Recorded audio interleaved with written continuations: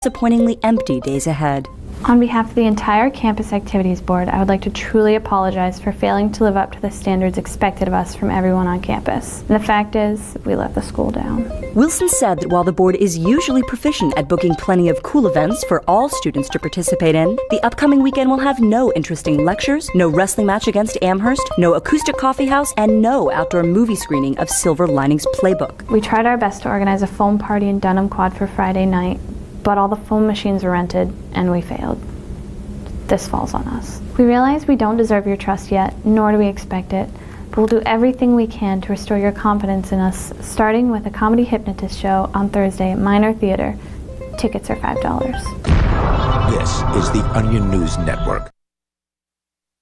Got Telegram? You can follow our channel there and discuss show prep with other listeners at telegram.freetalklive.com.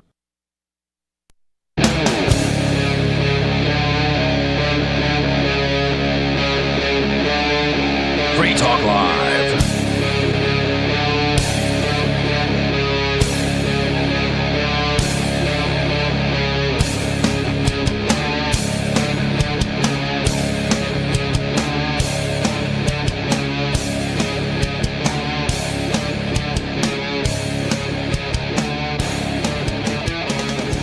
It's Free Talk Live. It's talk radio that you control, and 603-283-6160 is the phone number here. That's 603-283-6160. And with you in the studio tonight, you've got me, Bonnie. Lori. And Peakless Mountaineer. And the breaking news happening right now that I would be remiss if I didn't mention, not that there's much we can really say about it, is that Donald Trump was just possibly shot in Pennsylvania. Oh, he was shot. Yeah, but not fatally, it doesn't look like.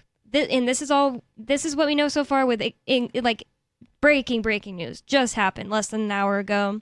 It was live. My dad texted me like 30 minutes or less ago, Trump shot. And I thought, oh my God, this is going to be crazy. Like, he got assassinated. But everything I've seen so far, Peakless was looking it up a second ago too, just trying to find information on it. It looks like he was possibly shot in the ear. There was blood on his ear. Mm-hmm. My dad said multiple people shot. My dad was watching a live stream of it. So where did this happen? Like was he at an event or a rally? Yeah. Like a Trump rally? Yep, a Trump rally. He was up on the podium. There's people all around him like there usually are, holding the signs to be in the video and everything. And it's not clear yet who was shot or if he was even shot, but people claim they saw blood on his ear as he was getting taken away. They also said that his fists were up in the air as he was being taken away. I don't know if that was in an ambulance, but taken away by Secret Security. Or wait. Secret Service? Secret Service, yeah. Yeah, the footage I saw, he was, speaking, and then he gets a confused look on his face, reaches up to his ear, looks at his hand, and then starts crouching down. Okay, I didn't notice that detail. Yeah, and there are some shots of clearly blood on his ear, a little bit smeared across his face, and just holding his arm up, fist up in defiance. So how lucky would you have to be to get almost shot and then they just hit your ear? Extraordinary. Wow. I mean, I can't say I'm terribly surprised that someone took a shot at him. No. I mean, frankly, I'm kind of surprised it took this long. Yeah. I mean, people have been insane about Trump. Like Trump derangement syndrome. It's a thing. In fact, it's two things. And people really think they're justified in wanting violence against him, which, I mean, there is somewhat of an argument about any government official, but I really am against the idea of being violent against them. I think more of just don't take away their power. Don't let them have any power over your life, and then part separate ways with them, etc. And ridicule them. Yeah, especially cops. Yeah, I definitely believe that they exist outside of a state of civilization. Their very nature in being in that position is aggression. Mm-hmm. But this isn't how you make change. And in fact, I think that basically this just shored up the vote. He will probably win an absolute landslide now. Yeah, definitely. Anyone who wasn't going to vote was meh, but they were leaning towards Trump ideologically are definitely going to go vote for Trump now. Yeah. Just to stick it to the other side. Just to stick it to the other side. They thought they could take him out and ensure that he wasn't going to be the president. Well, let's make sure he is. Yeah. And I mean, I kind of feel like we all dodged a bullet on this one because, like, I mean, there may very well still be eruptions of violence from this, but like, if he'd actually been taken out, like, people worship this man, like, religiously, like, literally believe him to be a savior in an absolute divine sense of the word. So, I mean, God, if he'd actually gotten taken out this way, like, I'd be like, okay, well, I better go get a rifle now. Yeah, I could see that. I don't really think New Hampshire would be very dangerous because Trump got shot. Like, who would they be fighting against? I don't really think that the New Hampshire Democrats are like the type of people like that Trump supporters would be like, we gotta take them out. I just don't see that happening. It's more like no, I don't think it would be violence coming from the left in this case. I think it would be like if he'd gotten taken out, I think that a lot of the like really hardcore Trump supporters, like he is the savior level Trump supporters, I think there's a very real chance that a bunch of them would be like, screw it, time to start a war. Yeah. I agree with that. Absolutely. So I feel like we all dodged a bullet on this one. I just still think that New Hampshire would be a safer place to Oh be yeah. in. Oh, 100%. There's certainly nowhere else I would no populated area in the US that I think would be a safer place than this. Yeah. And I mean, not for nothing, the people here tend to be generally fairly rational and generally very calm. It's just sort of the demeanor of the place. Yeah. But I mean, things like this change everything. Recently, this is definitely a subject change, but it's still about New Hampshire.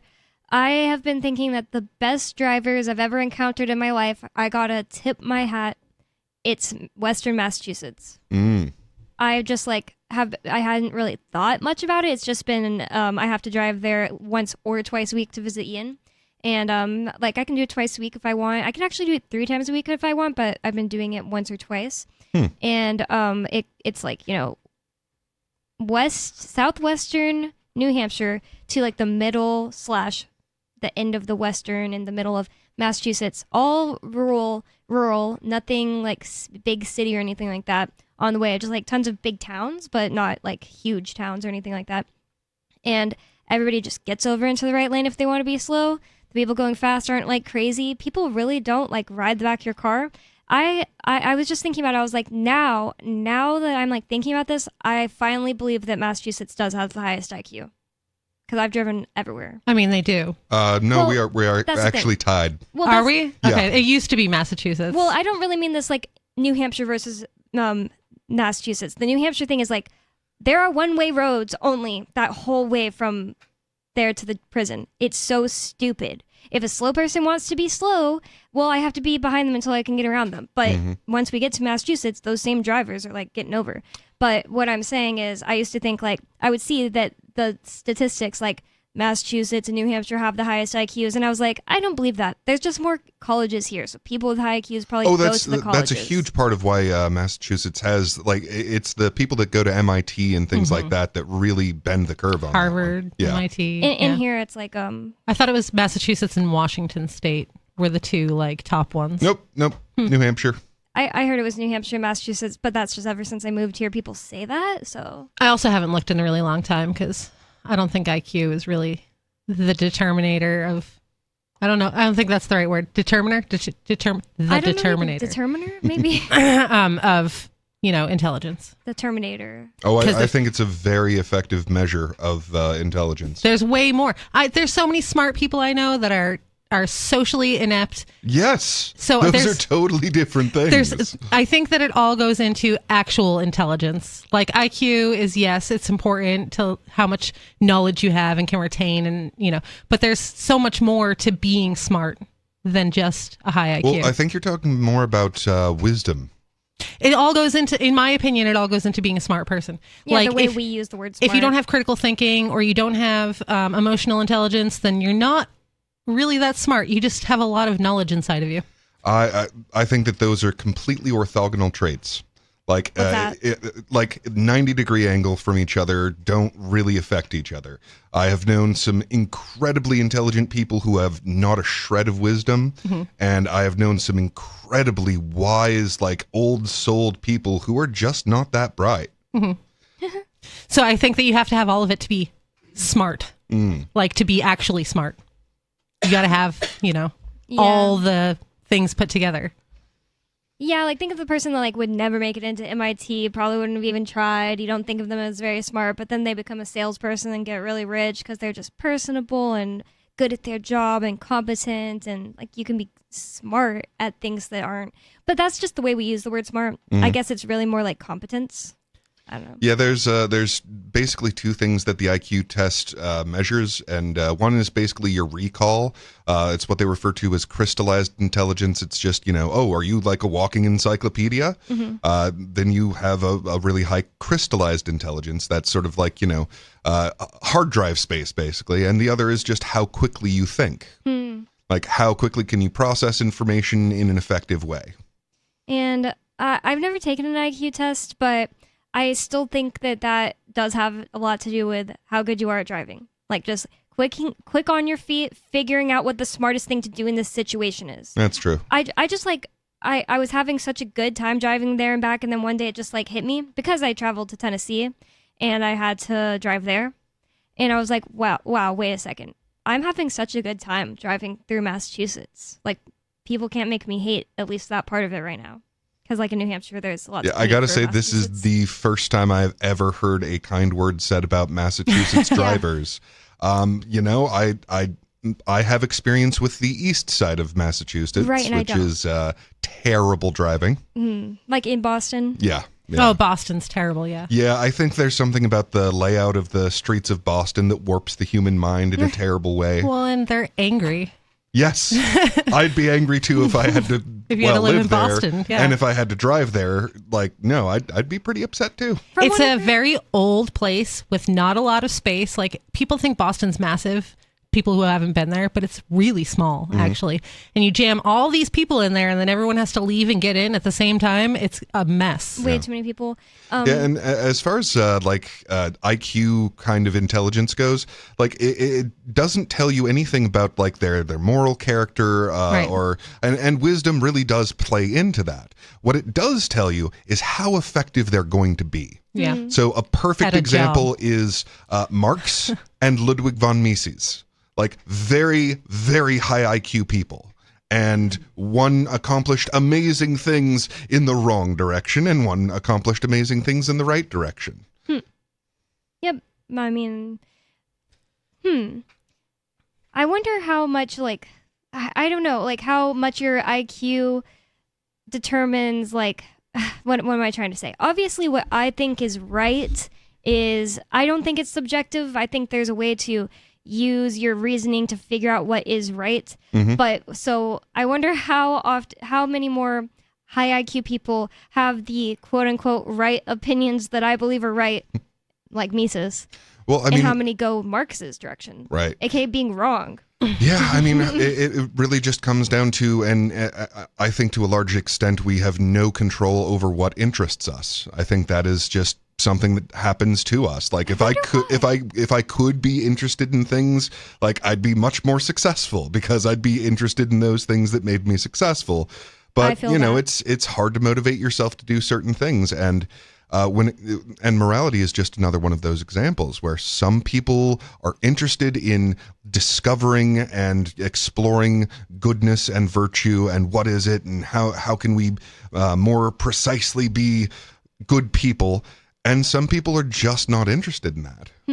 Wow, that is very well said, because I think that's how you end up with the moral views that I think most libertarians have. It's not just because you were born into it and your parents raised you libertarian. It's because you had interest in finding out what was right and you decided on that. Yeah. And when you're like a Marxist like him, you just like are self-interested, and that's not good. So That's part of the emotional intelligence part of it. Like if you're not emotionally intelligent, then you're not going to care or desire, how to be a good person. Right.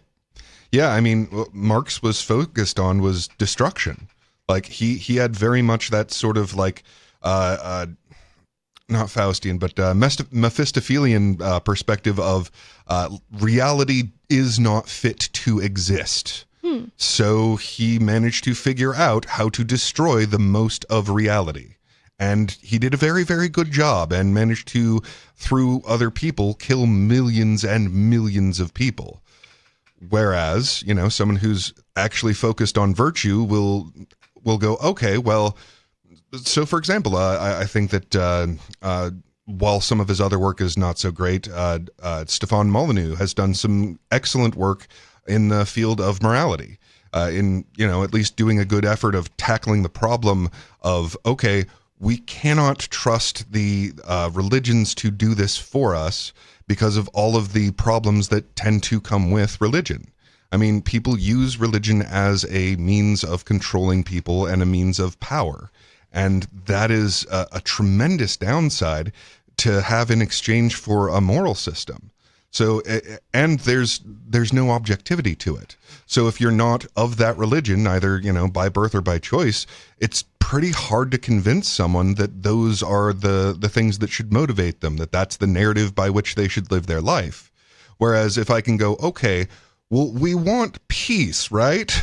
Okay, so it seems like this is the most effective way to get that thing that we want. Well, you say we want peace, right?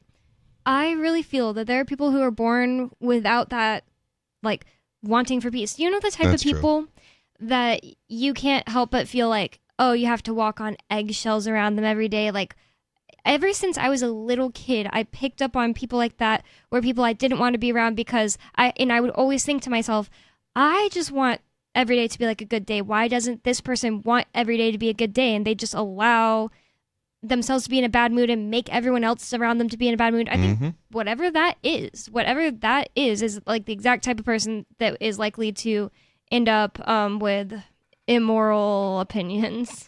I would say that religions are a bad example of morality anyway, because they don't really teach you how to be moral. They teach you how to obey, otherwise you'll be punished. Like, it's not, you shouldn't do these things because they're bad for everybody.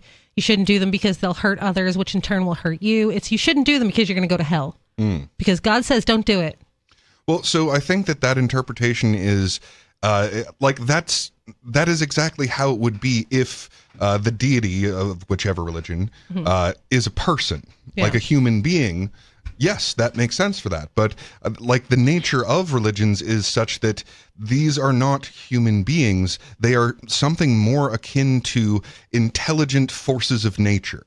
Like they are part of the fabric of reality, either by having created it or by performing essential functions of reality. So like the truth that they're getting at is much more like these are just the rules of what will and will not damn all of humanity. Yeah, but they're not teaching anyone like why they should be moral. Just that they're going to face punishment if they do the things that are deemed bad. Yeah, that is the most upsetting part of it for me. But I think that part of that is just they didn't know. Like, I mean, we have this extraordinary access to the world's information at this point, where we can like pinpoint. Okay, well, like here's what happens if you don't follow property rights. Like, okay, here's what happens, and it breaks down the entire network of trade, and then people start starving to death. Like we get that because we can really articulate all of that because we've had the opportunity to really mull it over and to get all of this information. Whereas like when you were just disconnected from the rest of the world and you had only your tribe to talk to, I mean, it was just, well, God said don't steal. It's alien to me that anyone has to be told not to do terrible things. Like suffering begets suffering, and that should be fairly obvious, I think, by just observing the world around you. Well, I mean, you need something to motivate you, because that's really what this comes down to, is the motivation. And you are motivated to steal things. I mean, I I'm want not. that candy bar. I mean, be honest with yourself. Some part of you kind of wants stuff, at least for a moment, and then you go, no, that's not what I really want. And that's true. It's not what you really want to steal things. But people have these desires to do terrible things, and we do need motivations in order to counter that. The only motivation that I need is that if I steal, it's going to create a chain reaction of bad outcomes, which is going to, in the end, in turn, affect me negatively.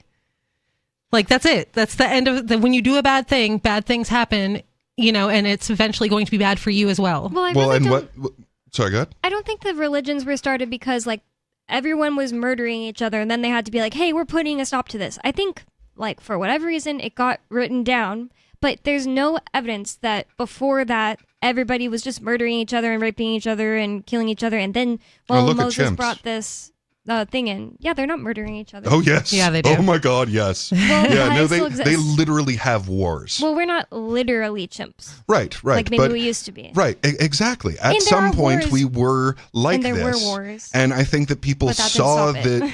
I think people saw that there was this, as if divine retribution that would happen to people that acted like this. That, yeah, if you go around, you know, killing people and stealing their stuff, it goes so badly for you and for everyone else. But like, and people would observe that, like, oh, you know, if you go around murdering people, like, things go just unbelievably terrible, as if the universe itself or some extraordinary power beyond my imagination is attacking you because you went around murdering people. So that kind of created a story of, like, well, someone's got to be doing this, right? Because it happens every time that if you go around stealing, then, like, really, really bad things happen. I just love the idea that you actually said to me once, Peakless, if you even remember. I don't really know if you would.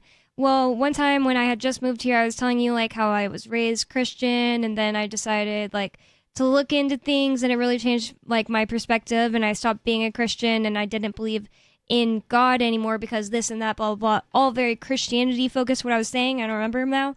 And you said, well, why, just because there isn't a God, does that mean in your mind that, or just because there isn't the Christian God, and that doesn't make sense, why in your mind does there have to be no God? And Right. when you said that to me, it was crazy, like the click it made. And I'm not saying that maybe believe in some different of a live God. It's just like, I think too many people think in terms of Christian God when they were raised like Christian, and then they're like, either that exists or nothing. And why would that be the case? Right.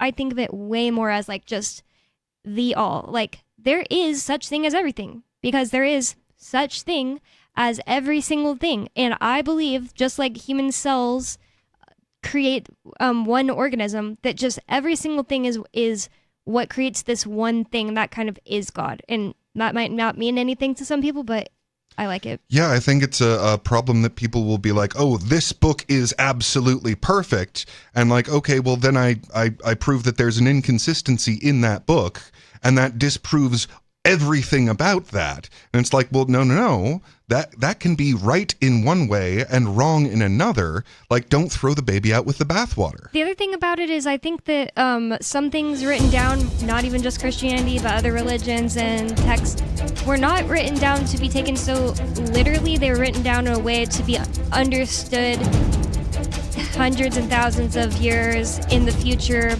Yeah, it's not about what happened. It's about what always happens.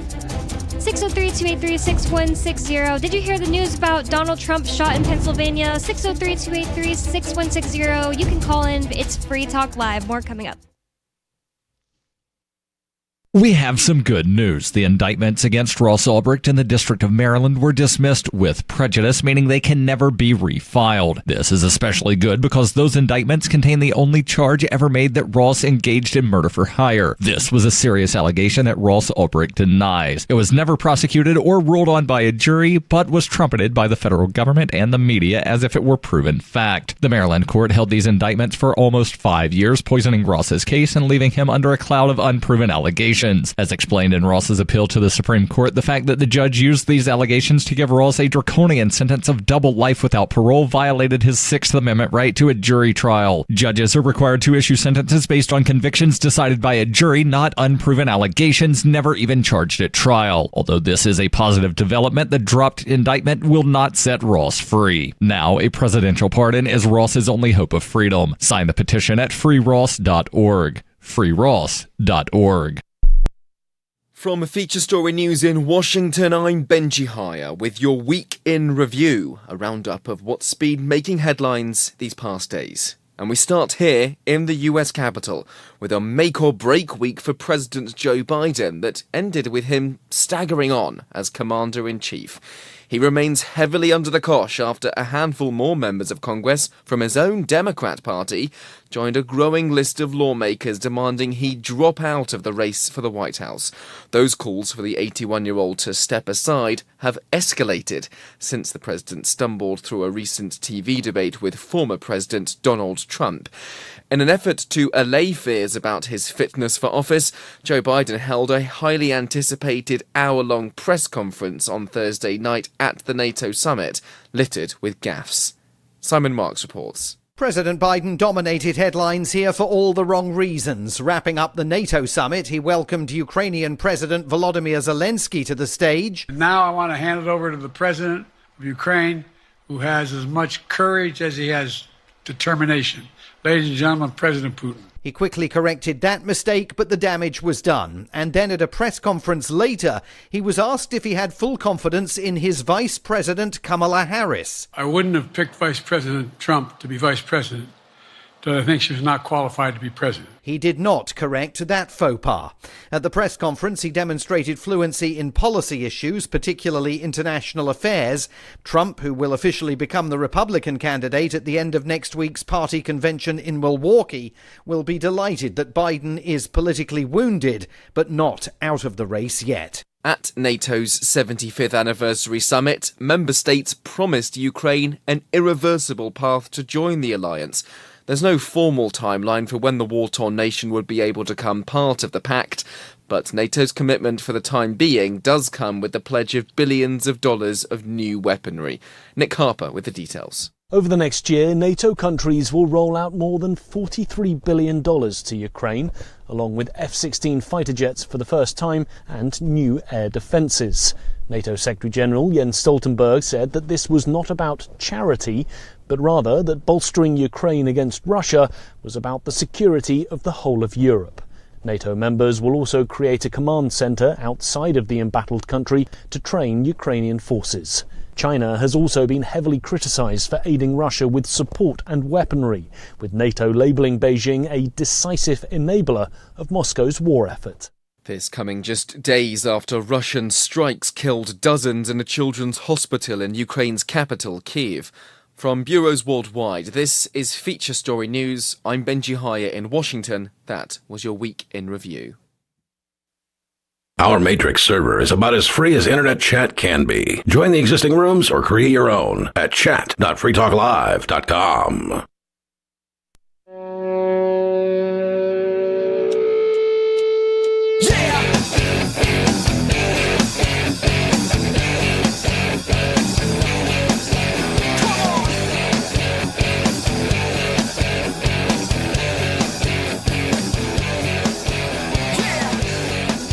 Free Talk Live, talk radio that you control, and 603-283-6160 is the phone number. That's 603-283-6160. And Free Talk Live is brought to you by Dash, Digital Cash. With fees of less than a penny per transaction, Dash is made for spending. Dash is one of the oldest cryptocurrencies and is widely available on exchanges, including the decentralized Maya protocol and in multi-crypto wallets. Thanks to the Dash DAO for sending us 32 Dash per month for this sponsorship. It's easy to get and use Dash. You can learn more at dash.org. That's dash.org. And with you in the studio tonight, you've got me, Bonnie. Lori. And Peakless Mountaineer, and a breaking news alert. According to Watcher Guru, shooter who tried to assassinate President Donald Trump is now dead. Whoa, did he kill himself instantly? That would not be my guess, but that I have no further details. Interesting. We'll get back into that when we have more details. I'm going to go to the phones and your thoughts. Dave Ridley from here in New Hampshire and from RidleyReport.com. What's on your mind, Dave? Yeah, I'm not sure I can follow that. Yeah, right. It's crazy. Wow. Well, I had an update regarding these things. I call them gun control wars, like wars that are spawned by gun control. Mm-hmm. Seems like most So, of for them. example, I've been, talking about this off and on for a while, how Ukraine would probably not have been invaded except for the fact that they had so few guns in the hands of civilians. Does it make sense? Yes, it does. They had like 7 guns per 100 civilians in the hands of civilians.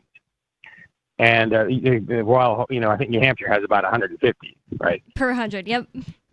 Sounds right. So, anyway, the latest concern that I have along those lines is the Greek gun control as tensions rise with Turkey.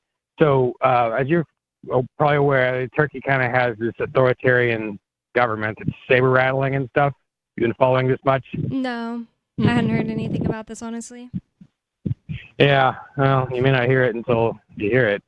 But there's long-running tensions between Greece and Turkey. Greece technically sort of invaded Turkey right after World War I.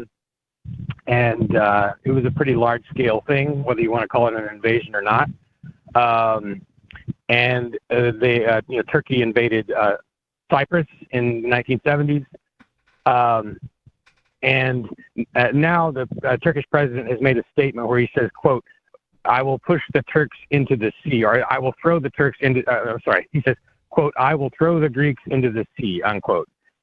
That was recently? Sorry. He didn't make that quote recently. That was probably about a year ago. But, wow, still. But there is rising tension. It's unlikely the Greeks would be the major aggressors in this because they're weaker.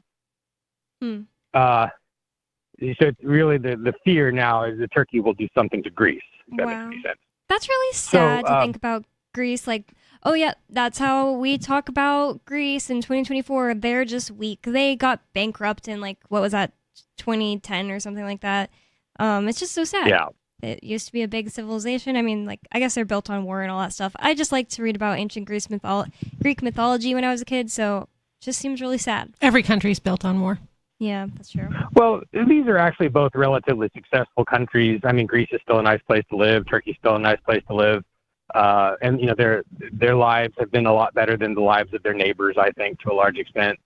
All good things are at risk of coming to an end when you've got authoritarian governments, right? So anyway, one of the things that the Greek government has done to make war more likely is to restrict its people from having firearms, right? And in this case, the restriction is not as bad as it was in Ukraine. So they have, according to Wikipedia, 16 guns in the hands of civilians for every 100 civilians, if that makes any sense. And that is a higher number than most countries, actually. Really? But it's dramatically lower than the United States. Does that make sense? Yeah. Yeah. What is the percentage of gun ownership for the United States? Like 30% or something? I would guess it's 30 or 40%. I don't have that number. I just know the number of guns per. I know that there are more guns owned by people than there are people by a lot. So I'll Google it. But yeah. Well, yeah, that's because a lot of gun owners have multiple guns. Yep. And some people have bunkers full of guns. So I wish I had called in to raise this concern about Ukraine in 2021, right? Instead of reading about it after the invasion. But this is what I can do now is look around the world and just show and just point out, because no one else talks about this, right? The wars always are caused by something else, they think. But the big contributor to being invaded or having a major war is that your people don't have firearms. That prevents the people from defending the country. And so you get invaded, right? Yeah, what's that old statement about not invading America because they expected to find a gun under every blade of grass? Oh, and it looks like 32%. This says, this is something from Texas Legislature Online. It's a texas.gov website, and it says that roughly 40% of households. So yours is probably right. Yeah, 40% of adults say they live in a household with a gun, including 32% who say they personally own one, at least as of August 2021. So who knows if the numbers are still that low. And the number of guns themselves was 120 per 100 Americans. Mm-hmm. Yep, correct. More guns than people in Which this is country. more than double the next country. Yeah, not surprising. I mean, that is very much the international reputation of America. And I think the next country was Finland, but I already X'd it off. So yeah, I believe it, Ridley, that war is more likely when the people of a country don't own guns. It's pretty obvious to me. Yeah. They disarmed Germans before World War II happened, or before Hitler took over. Yeah, I think it's oftentimes. Sorry, go ahead. I'm sorry. Well, oftentimes when I'm calling hostile talk radio shows about this, you'll get the knee-jerk reaction. Well, those little civilian firearms can't do anything. They're no good. They can't stand up against the B-52 Afghanistan. bomber. Well, see, so yeah, that's the one-word answer to that question. They just Vietnam. Lee Enfield rifles from 1905 defeated the United States in Afghanistan 2 years ago, right? So there's so much evidence of how firearms in the hands of civilians are just a massive threat to an invader, and no one talks about it. Yeah, it's very much an empty threat. Like, oh well, we could nuke you. It's like, yeah, that's not actually an effective tactic of taking over a country, even if it's your own country. And if wouldn't DC be in danger if they nuked New Hampshire? It's not very far away. Yeah. Not to mention that it's just an absolutely abominable action, but my mind went straight to the feds nuking us, but I guess it could also be another country threatening it. Yeah, I mean, it's people think that really and it's very much propagated by those who have, the tanks and the aircraft and all of that, but people believe that all of this military equipment is really the absolute determiner, and no, that's very much not the case. A lot of it really just comes down to numbers. But here's an important part of it, though, is not just the ability to defend what you believe in, but the willingness. Because, Americans have all of these guns, but look at what we did in 2020. There was no defense of what had been our culture. And not by very many people, at least. Yeah, I mean, it was incredibly small. There was very, very little resistance to, the locking in their houses of the majority of the population. And it's the fear was really, really effective at keeping people in line. It's like every time someone gets killed by a cop, do their boyfriends and parents go and kill that cop? No. People are just kind of like, what is the word? Complacent? Complacent, yeah. It's what the word I'm trying to say is submissive, but that's not the right word. So D. I think that's pretty accurate. Yeah. Dominated. Docile. Docile, yeah. It's a reminder how much restraint the American people are showing when they react to their government. But it would be nice if we had a lot more civil disobedience. Yep. Yeah, that is the only drawback that I see of it is that a lot of people who do in any way care about freedom believe that as long as they still have their guns, they are free, when that's not actually how freedom works. I mean, we have watched all of our liberties be stripped from us. I mean, especially in the last 20 years. Ever since 9/11, they have just been absolutely destroying American life. Yeah, that was the big moment. Yeah, and I mean the actions that they took in response to that are exactly what put Americans in the mindset to be willing to put up with the utter nonsense and tyranny of the COVID lockdown. Yeah, I would definitely say that had to happen before COVID. Because if like the COVID thing happened in 2001, I think there would be a lot less compliance. But for some reason, I feel like 9/11 was a smaller step because it's still more like, oh, there's an enemy outside that we can't see. Or, Daddy it's far government will away. protect you. Yep. Yeah, and I mean, it taught people to stand in line to be possibly groped and make sure to take off your shoes for the TSA, and it showed everyone that people are absolutely willing to put up with this. You know what they're doing now? I just flew to Tennessee. They are having you, when you give your ID you go through the line, you're about to go take off your shoes and go through the x-ray. Well, you know how you give your boarding pass and your ID to somebody standing there before you're even allowed to go take your shoes off and stuff? Mm-hmm. They're now taking a picture of your face. But even the signs say, but if you don't want to, just let the person know. So I, of course, was like, hey, I don't want to get the picture taken, so how do I do that? And she was like, no problem. And I watched no one else do that. And I asked my sister, since she had flown the day before, I was like, so did you do the picture? She was like, yeah, that was new. I've never. And I was like, why didn't you tell her no? And she was just like, I didn't know you can. It said so right there on the sign. Yeah. So like that's just how like docile people are. They're just Well, like, yeah, you know? you're taught your whole life like to just obey the authorities. From the moment you're a small child put into school, you have to obey the authorities no matter what they tell you, that you're just supposed to do it. And like on a small scale, in a non-important way, you see it all the time when you go to places like Walmart and they have the people standing by the door to check your receipt. You don't have to show them.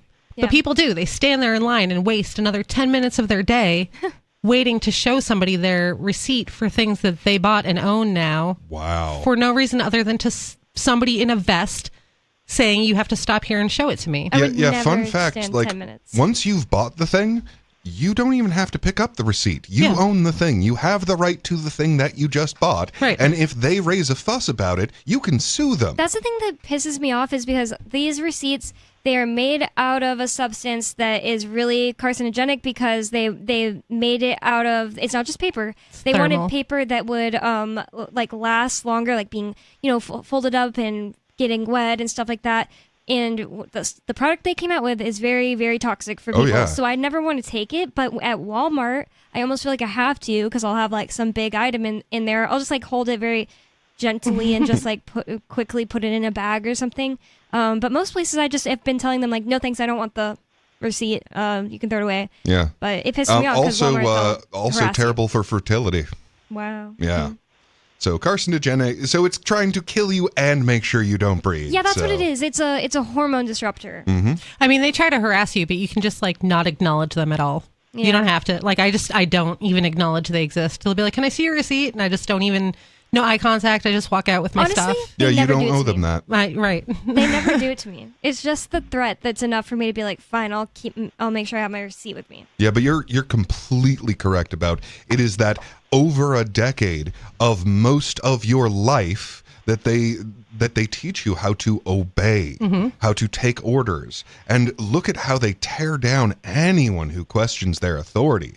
Oh, well, you have to be put into detention. Oh, and Lori, you totally influenced me. I've never gotten on a plane where they were like, yeah, you have to take this ticket and we're gonna check your bags. But this one, they were gonna do that to me, and I was thinking how to get out of it. I'm like, kind of strategizing, and this one person starts arguing with the lady like, no, I don't want to give you my bag. I don't want to do it. So like when she was busy with that, I just walked around her, and she wasn't the one taking the, ticket, like standing there while you beep your tickets with the scanner or anything like that. So I just walked around her, and I was like one of the only persons that carried my thing on.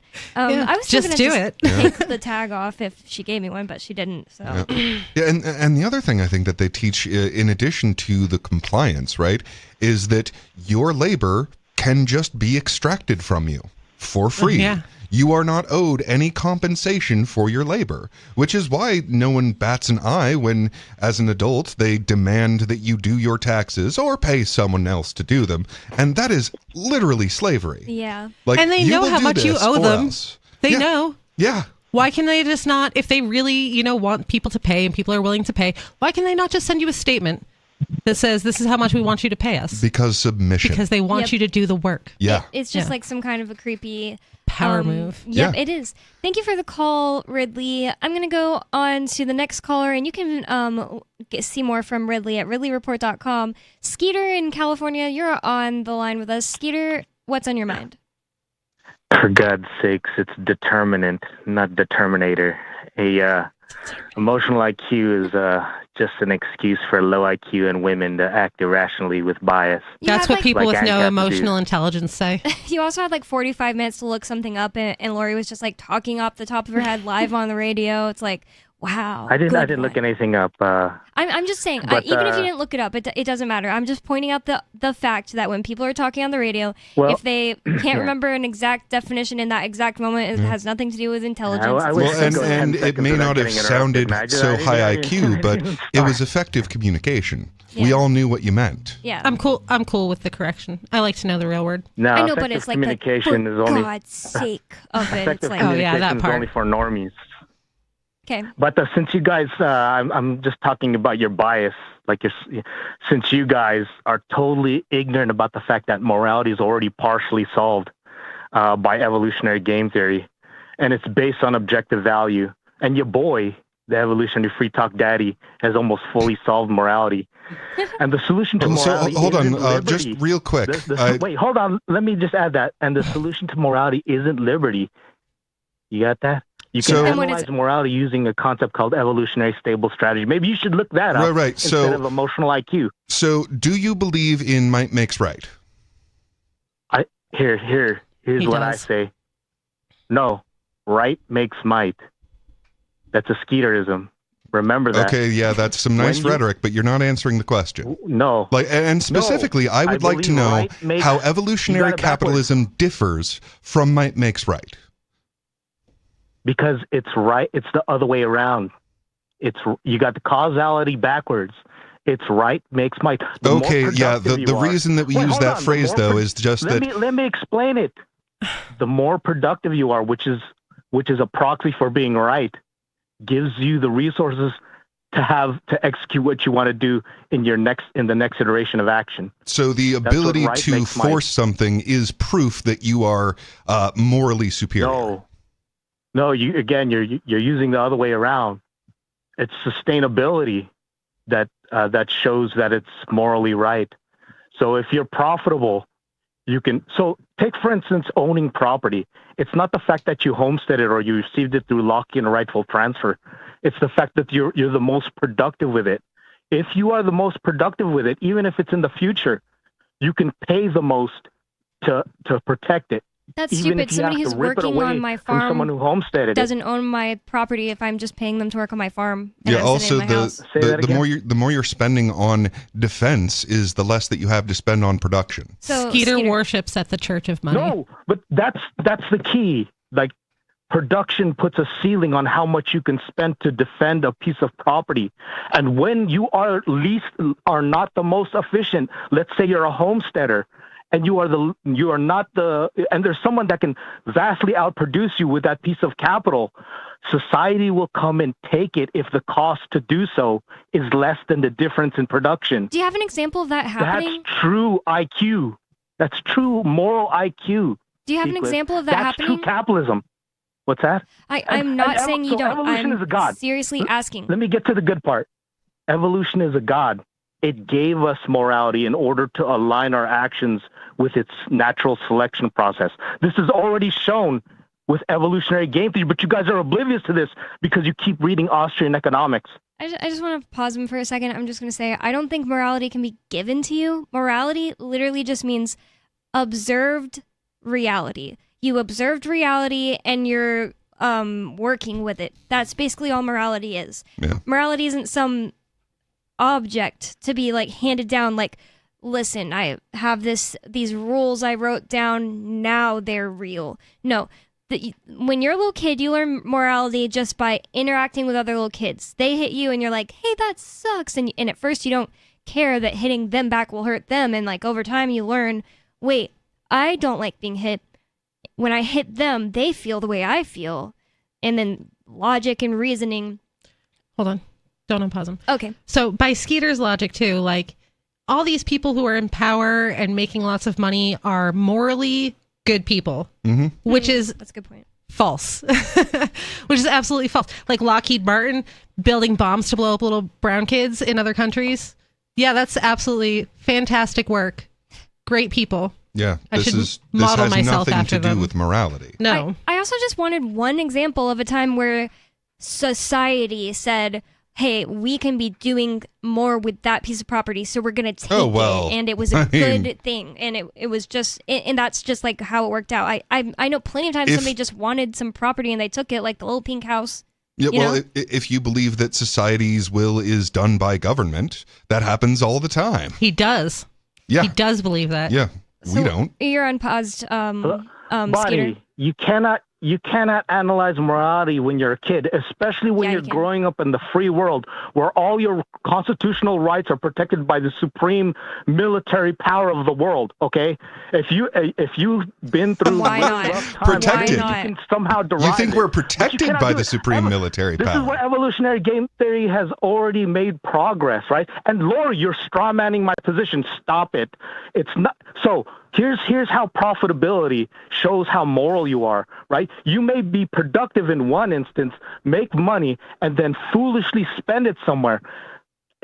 You see, if you foolishly spend it, it doesn't carry over to the next decision-making node, right? And you lose the money, right? If you go to war, it's expense. So you're productive in one step, you make money enough to go to war. You go to war, it doesn't produce profit, you lose it.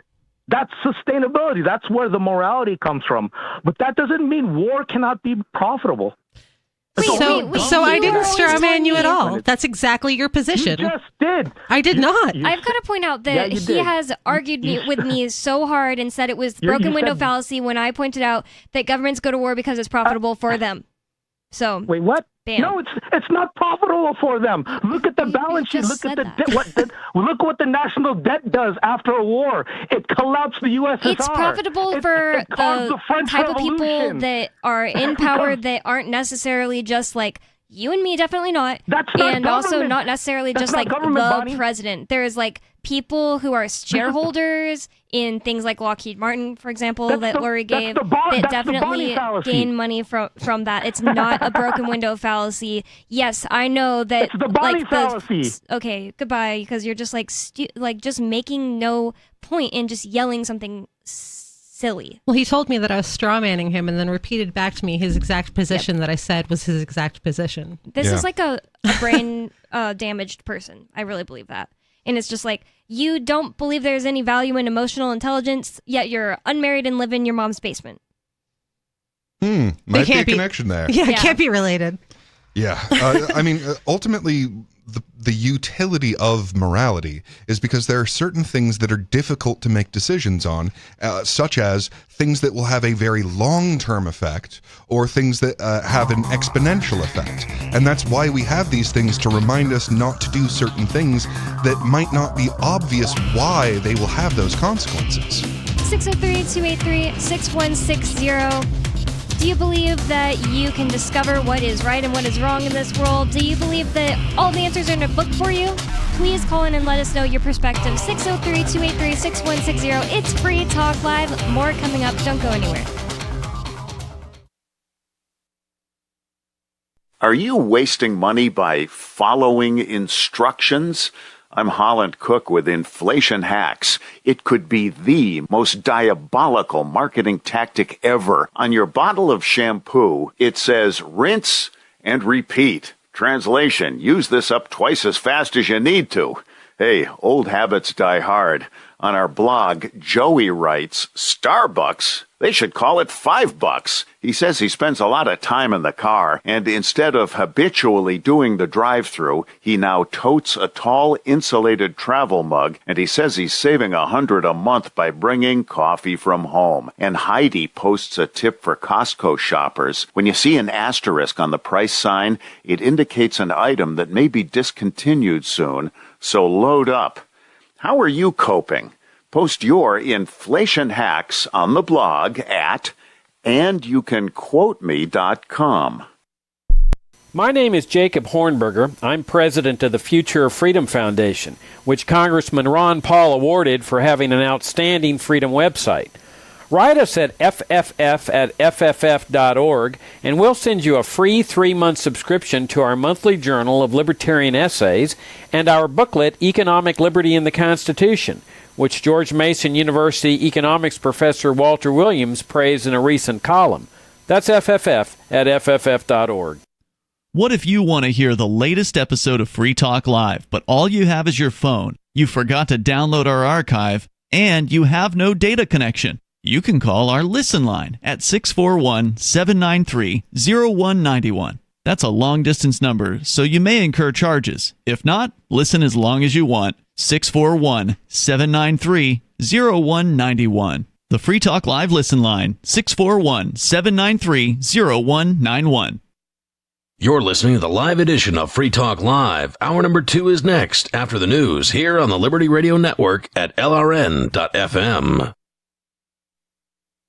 From Feature Story News in Washington, I'm Benji Hire with your Week in Review, a roundup of what's been making headlines these past days. And we start here in the US Capitol with a make-or-break week for President Joe Biden that ended with him staggering on as Commander-in-Chief.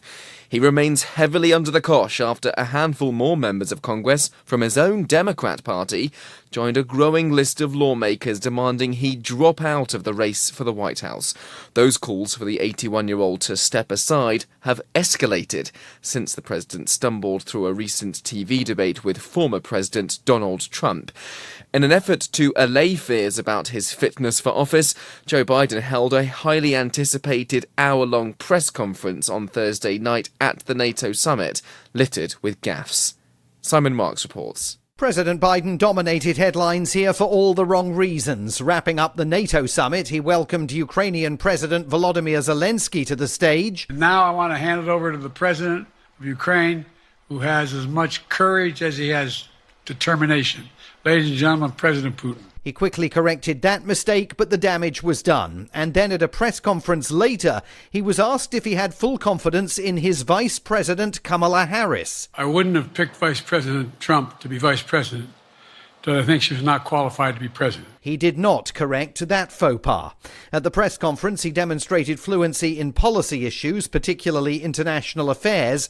Trump, who will officially become the Republican candidate at the end of next week's party convention in Milwaukee, will be delighted that Biden is politically wounded, but not out of the race yet. At NATO's 75th anniversary summit, member states promised Ukraine an irreversible path to join the alliance. There's no formal timeline for when the war-torn nation would be able to become part of the pact, but NATO's commitment for the time being does come with the pledge of billions of dollars of new weaponry. Nick Harper with the details. Over the next year, NATO countries will roll out more than $43 billion to Ukraine, along with F-16 fighter jets for the first time and new air defences. NATO Secretary-General Jens Stoltenberg said that this was not about charity, but rather that bolstering Ukraine against Russia was about the security of the whole of Europe. NATO members will also create a command centre outside of the embattled country to train Ukrainian forces. China has also been heavily criticised for aiding Russia with support and weaponry, with NATO labelling Beijing a decisive enabler of Moscow's war effort.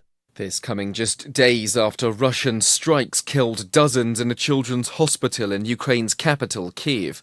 Our correspondent Megumi Lim was at the stricken site earlier this week. I'm at a children's hospital in the Shevchenkivsky district in Kiev, where a Russian missile attack took place. Rescue workers are working to clear the rubble from the site, but the rescue work has paused because another air raid alert has been issued. A siren just blared out, and people have moved away from the destruction site. Rescue workers believe that there may be people still stuck under the rubble at this children's hospital, but it is unclear what the number of casualties are at this point. So far, we are seeing reports that there are at least 5 people who have been killed and about a dozen people injured in Kiev alone as a result of today's attack. But we are also expecting the number of casualties to rise as rescue operations continue, and not only in Kiev, but also in other parts of Ukraine where Russian missile attacks took place. French politics remains in flux. Politicians are far from any coalition agreement following an unclear set of election results that produced a hung parliament.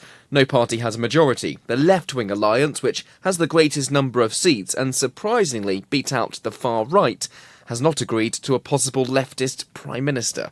Ross Cullen's been following the stalemate in Paris. The French president wrote a letter to the public that was printed in regional newspapers on Thursday. Emmanuel Macron called on parties to form a united front to govern, but MPs refused to heed the call for unity, with some saying the president was in brutal denial, others demanding he replace the prime minister immediately, still more arguing that the prime minister should stay in place for now. The centre-right Republicans refused to join any coalition with Macron's party, and the left-wing alliance gave the condition for joining that only their manifesto must be fully implemented by the president. From bureaus worldwide, this is Feature Story News, your hourly newscast return from Monday. For now, I'm Benji Haya in Washington, and that was your week in review. Video game players love customizing every aspect of their character. One game, Elder Scrolls Online, has set a new bar for character creation by letting players design every organ and cell in their avatar's body. In Elder Scrolls Online, you get to play as whoever you want to play. You are in control of everything from your character's face to their hair to their arteries. We're not just going to give you some pre-made bones and ligaments. You get to create the musculoskeletal system that's right for you. You can even alter the DNA. Are all of these changes just cosmetic? No, not at all. They have a huge effect on game playing. If your character's body has any anatomical flaws, they could die immediately. Beta testers say that designing every aspect of their character is a compelling experience. I've been designing my orc's liver for 5 hours now. This is awesome. Designing the hands is the hardest part. I keep having to look up how all the joints connect. Players can also press the randomize button to get a completely random collection of body parts. This is the Onion News Network. You can stick it to the man and big tech. Join our FTL social mastodon at social.freetalklive.com.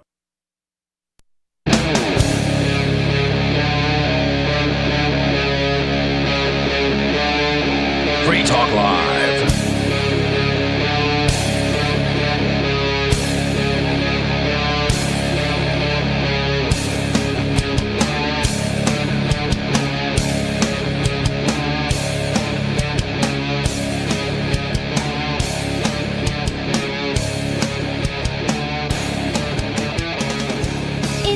Talk Live, it's talk radio that you control, and 603-283-6160 is the phone number here. That's 603-283-6160. We're going to get to your phone calls and your thoughts. You can bring up whatever's on your mind. And I would like to thank Ukraine79 for being a silver level amplifier with us. Thank you so much to Ukraine79 for helping to support the show. That means that Ukraine79 went to amps.freetalklive.com. That's amps.freetalklive.com, and decided to help to advertise, market, promote, and support the show. So thank you so much to Ukraine79 and to all of our amplifiers who support the show. We couldn't do without you guys, so thank you so much. And if you would like to learn more, you can go to amps.freetalklive.com. With you on the show tonight, you've got me, Bonnie, Lori, and Bigless Mountaineer. And another update on the Trump situation. In addition to the 2 fatalities, both the shooter and an audience member, one is believed to be in critical condition. Was the audience member shot by the shooter? Mm-hmm. Okay. That's so terrible. At least that appears to be what it is so far. Mm-hmm.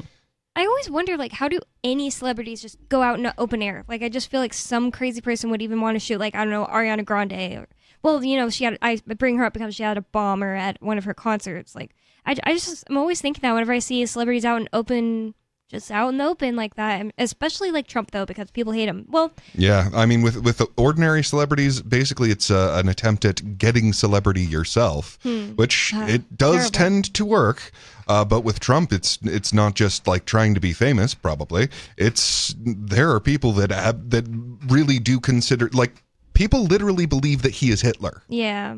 I already saw like a libertarian who I agree with a lot of things they say on Twitter. I already saw someone say, "Oh no, he survived," and it's just kind of like I don't know. I wouldn't want even Obama or Biden to get killed. I just think it's crazy. And I mean, the people who believe that he's Hitler, they would believe he is Satan if they believed Satan was real. So, you know. Mm-hmm. Well, I just think that, you know, killing one of these people isn't actually, like, striking at the root of, like, actual, like... no, not at all. And the evil. fact of the matter is that, like, this has and will absolutely push in the opposite direction. Yeah. Like, this has strengthened their course. Like, and this is always what happens. When you use violence to attain your ends, you get the opposite of what you're attempting. Yeah, Ridley talks about that a lot. We do have I know a Trump supporter on the line. Dana from Michigan. Dana, you're on Free Talk Live. What's on your mind? Oh, I never said I was a Trump supporter. You assumed that, Bonnie. Oh, really? I thought you were. But I am. Yes, I am. I was afraid of him at first in 2016 because he was a lifelong Democrat.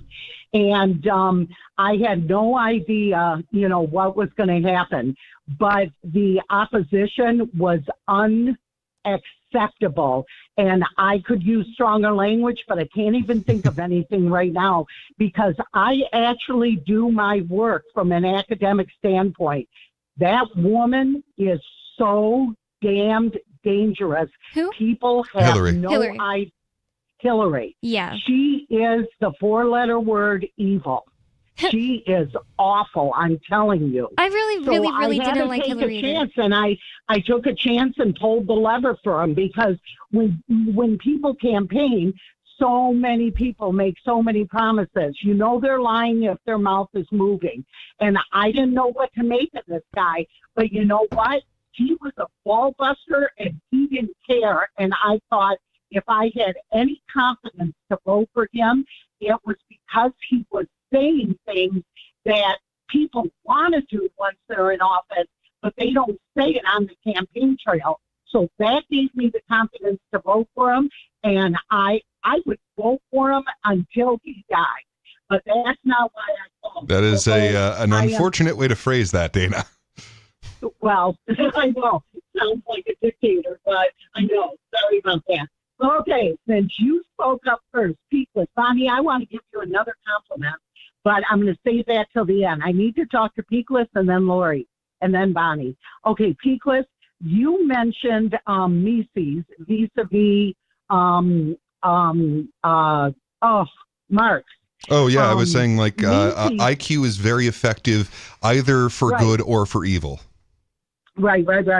So Mises, their institute, the Mises Institute, teaches their basic four components: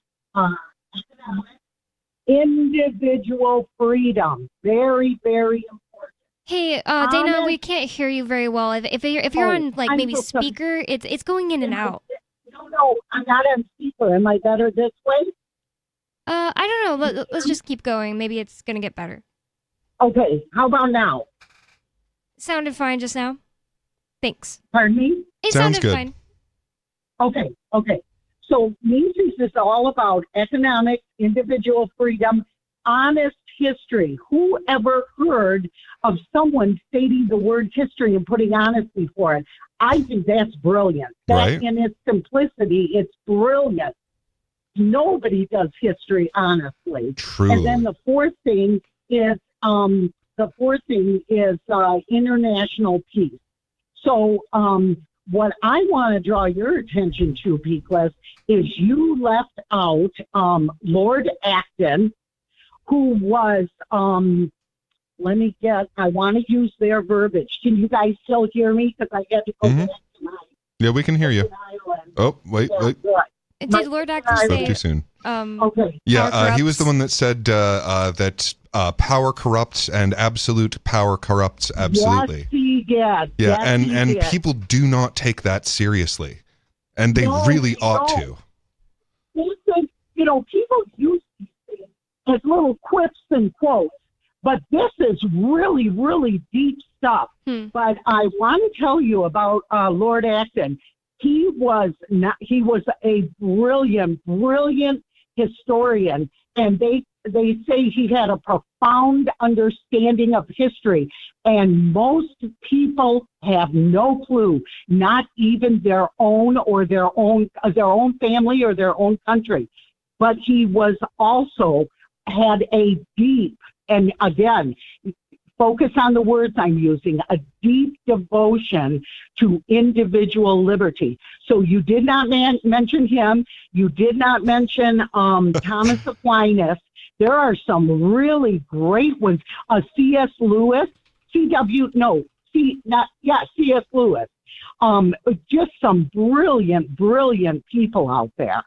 So Absolutely. I know you can't talk about everybody because then you'd be talking about them the whole time. Right. But I want to put them up there with Visas and, anybody else that you've mentioned about individual liberty. Well, I really appreciate it. I want to say something too, and I'm in agreement with you. Oh, and one last comment to you, Peakless. As I was getting off the phone last week, Saturday, you said, and thank you, Dana, for not confusing me with Richie Rich. I didn't confuse you all those months ago. I just couldn't remember which one of you said what I was talking about that particular night, because sometimes there's so many calls preceding me that you just forget. It goes right out of your head. Well, Lori, I appreciate it. I wanted to say something to Lori. She said, and she's not completely incorrect, that religion doesn't teach the why to be moral. It just says the consequences. I have never had that experience. And the people I know from all different denominations have not had that experience. I'm talking Christian denominations. We're taught to be Christ-like and servants. So you do it for other people, not because you're going to get this end reward or end result. So, and I told you guys last week, Saturday, that I was the beneficiary of 12 years of not just private ed, but 12 years of private religious. And that service thing and walking in Christ's shoes, being Christ-like, was huge. Not because if we didn't do something, we would go to hell. So I just a little course correction on that.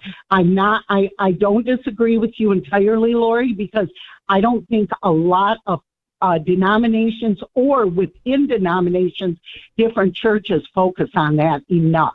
So, but to say they don't do it at all, I would have to push back on. Okay. Any comment back? Okay. Oh, I'd just like to comment real briefly that I really wish that there was a lot more focus on acting in a Christ-like way instead of obedience to Paul. I wish that we knew more about Christ. I wish that he wrote his own stuff, or they didn't hide it from us if he did. My experience was not that. It was not being taught to be Christ-like. It was the obedience of the word, and that's it. That was my experience too. I remember very vividly I lied about something having to do with, like, I ate something from my grandma's fridge and my mom was like asking who ate it, something like that, and just thinking like, I'm gonna go to hell because I lied. Mm-hmm. That's exactly what my training was. Yeah, it was the punishment that's the driving force behind the actions. Yeah, the single kindest thing my parents ever did for me was to never teach me that hell was real. And don't get me wrong, it was an absolutely religious upbringing. But that simply wasn't a part of our particular form of Christianity. Because it's not actually in the Bible. Yeah, right. Like, well, you know what though? If as a Christian, okay, so just to set the groundwork, as a Christian, if you're a Christian, you believe the Bible is divinely inspired. So it's God's words, but not written by God, written by man. That being said, it says that Jesus Christ descended into hell for 3 days and rose into heaven. It says that he descended into, so the word there would have been Sheol. It was actually Hades was the word in the New Testament, but what that referred to every time that they would quote the Old Testament, Sheol was the word that they would be referring to as Hades. Now, that isn't actually hell. Neither Hades nor Sheol is hell. That is the abyss. It is darkness. It is absence. It's kind of like it's kind of like being in deep space, really. But you know what? But the idea of a place of eternal torment had to be invented. That had nothing to do with Christ or the Bible. Yeah, the devil was never the original devil was not some guy who was down in hell punishing people for all of eternity. He was a trickster. He wasn't what he's purported to be now, and it was invented to keep people in line. In Hell with Fire and Brimstone and all that stuff, it was invented with Dante's Inferno. Yep. Fiction so good that it became canon. But then I would... It's canon now. Excuse me. I'm sorry. I got a tickle. Then I would encourage all of you guys to read some life after death experiences, because it doesn't happen often. Most of them, go to paradise and then they're sent back with varying degrees of what they see up there. But there have been some that have come down and changed their life, not only the ones that went to heaven, but some that I talked to someone who was on a radio show who saw what you guys are calling the abyss. And it wasn't an abyss. It was hell. Well, then the abyss isn't what he saw. And I totally get that there are a lot of people with those torturous near-death experiences. Mm-hmm. But here's my question is, what gives you the impression that was eternal? Why would that ever be something that was eternal? Like, that serves no purpose, and it is profoundly cruel. Well, that comes back to what Lori said about if you don't do this, then this happens. We've been given 10 commandments. There's only 10. They're pretty straightforward. We've been given the Bible, which may be written by man, but divinely inspired. What more do you need to live a just life? If you're not going to live a just life, then eternal damnation is what you're going to get. I don't need a threat, though. I don't need a threat to be a good person. I don't need to be threatened with hell. I just am a good person because it's the right thing to do. And when you're a bad person, it makes the world worse for everyone else, right, including yourself. I do want to point out, though, that you're motivated to be a good person. Mm-hmm. There are a lot of people who aren't. But not by hell. I don't think... punishment shouldn't be the driving force behind being good to others. And without it, I think that people could still figure out and come to the conclusions that that we see as morality, like that hurting other people is wrong. It doesn't. If it was just the only reason not to kill people was because you would end up in hell, that'd be pretty weak. There'd probably be a whole bunch of reasons why it'd be a lot more tempting to kill people. It's not that tempting to most people because you can use reason to figure out that won't end well for me. Do you remember in the early 2000s there was a gigantic outbreak of people saying they died and went to heaven? Mm-mm. They were on Sally Jesse Raphael and all these things, maybe not that show, but all the daytime talk shows, all these people saying, oh, I died and I went to heaven, or I died and I went to hell.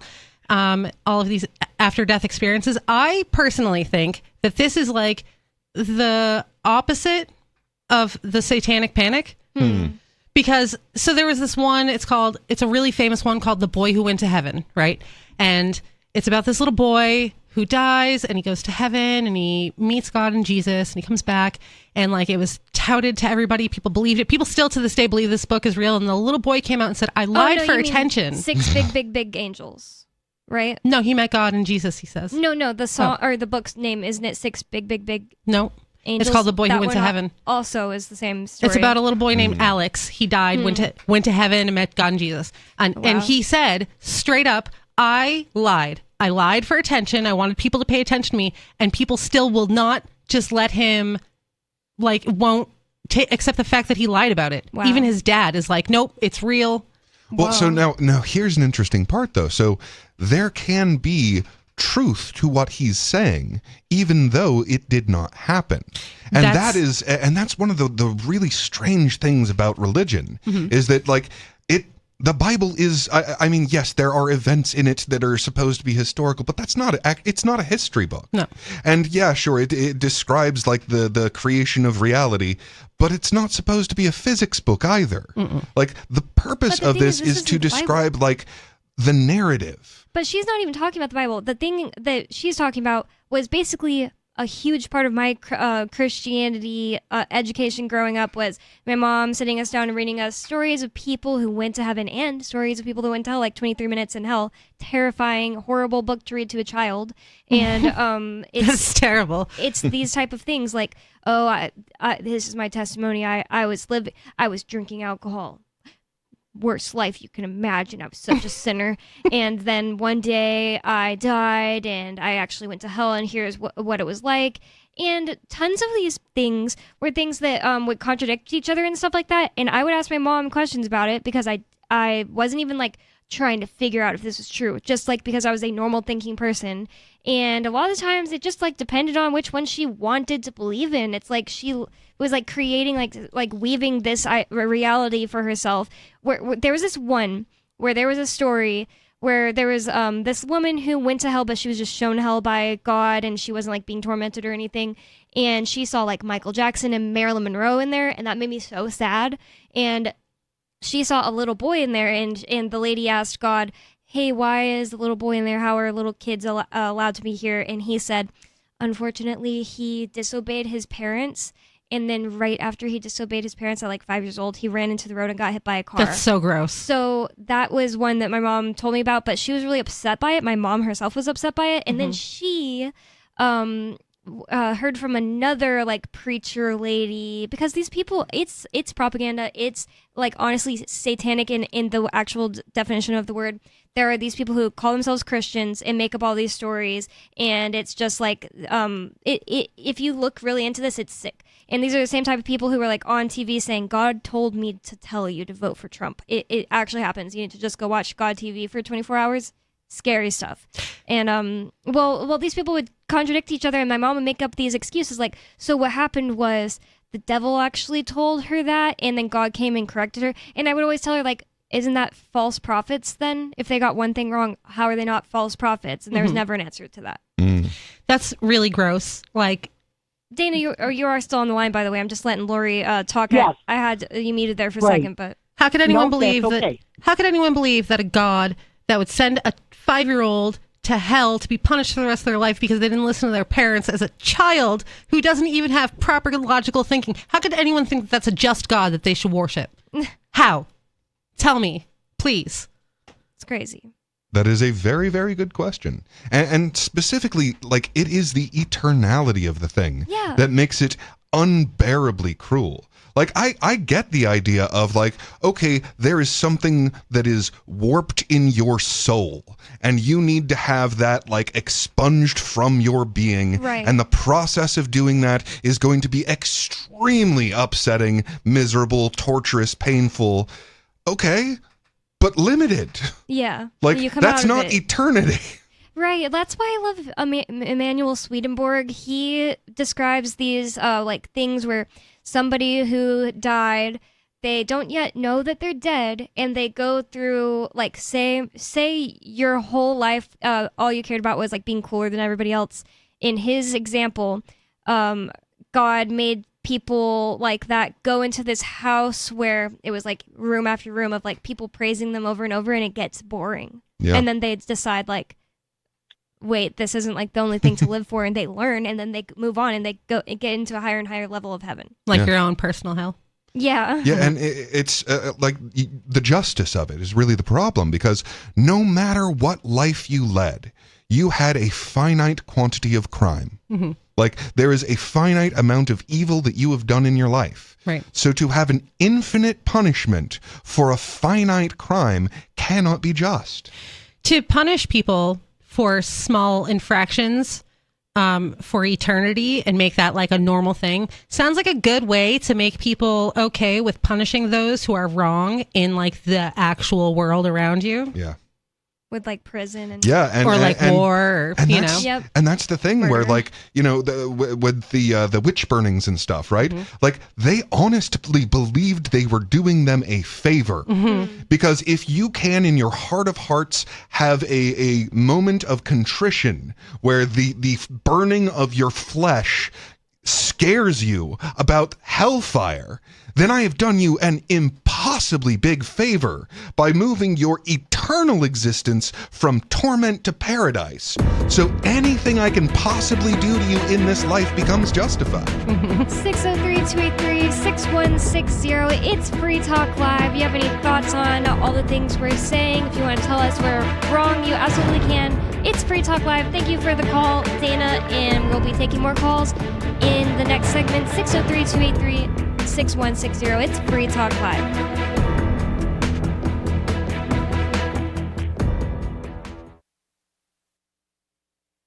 Some of you have wanted to support Free Talk Live's mission on a monthly basis, but don't want to support Patreon. Now we have an alternative that also helps our premier streaming platform, Odyssey. Visit video.freetalklive.com and click join at the top of the channel. You can subscribe for $5 per month, and unlike other subscription services, Odyssey adds their processing fee on top, so it'll cost a little over $5 per month, but Free Talk Live will receive the entire amount you pledged. Higher donation tiers are available if you're feeling so inspired. You'll get a special membership badge that's visible in the Odyssey chat room, and if we get enough supporters, we may enable members-only chat. This new subscription method is a great way to decentralize our direct listener support away from just Patreon and also support a libertarian-run business, Odyssey. Please visit video.freetalklive.com and click join to subscribe to our Odyssey channel and help support spreading our message around the planet. Visit video.freetalklive.com and click join today.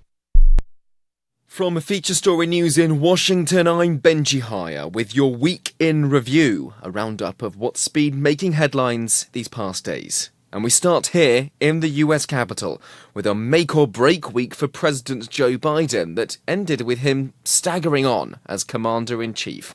He remains heavily under the cosh after a handful more members of Congress from his own Democrat Party joined a growing list of lawmakers demanding he drop out of the race for the White House. Those calls for the 81-year-old to step aside have escalated since the president stumbled through a recent TV debate with former President Donald Trump. In an effort to allay fears about his fitness for office, Joe Biden held a highly anticipated hour-long press conference on Thursday night at the NATO summit, littered with gaffes. Simon Marks reports. President Biden dominated headlines here for all the wrong reasons. Wrapping up the NATO summit, he welcomed Ukrainian President Volodymyr Zelensky to the stage. Now I want to hand it over to the president of Ukraine, who has as much courage as he has determination. Ladies and gentlemen, President Putin. He quickly corrected that mistake, but the damage was done. And then at a press conference later, he was asked if he had full confidence in his Vice President Kamala Harris. I wouldn't have picked Vice President Trump to be vice president, but I think she was not qualified to be president. He did not correct that faux pas. At the press conference, he demonstrated fluency in policy issues, particularly international affairs. Trump, who will officially become the Republican candidate at the end of next week's party convention in Milwaukee, will be delighted that Biden is politically wounded, but not out of the race yet. At NATO's 75th anniversary summit, member states promised Ukraine an irreversible path to join the alliance. There's no formal timeline for when the war-torn nation would be able to become part of the pact, but NATO's commitment for the time being does come with the pledge of billions of dollars of new weaponry. Nick Harper with the details. Over the next year, NATO countries will roll out more than $43 billion to Ukraine, along with F-16 fighter jets for the first time and new air defences. NATO Secretary-General Jens Stoltenberg said that this was not about charity, but rather that bolstering Ukraine against Russia was about the security of the whole of Europe. NATO members will also create a command centre outside of the embattled country to train Ukrainian forces. China has also been heavily criticised for aiding Russia with support and weaponry, with NATO labelling Beijing a decisive enabler of Moscow's war effort. This coming just days after Russian strikes killed dozens in a children's hospital in Ukraine's capital, Kyiv. From bureaus worldwide, this is Feature Story News. I'm Benji Haya in Washington. That was your Week in Review. Don't miss a moment of Free Talk Live. Get our archives daily via our podcast at feeds.freetalklive.com.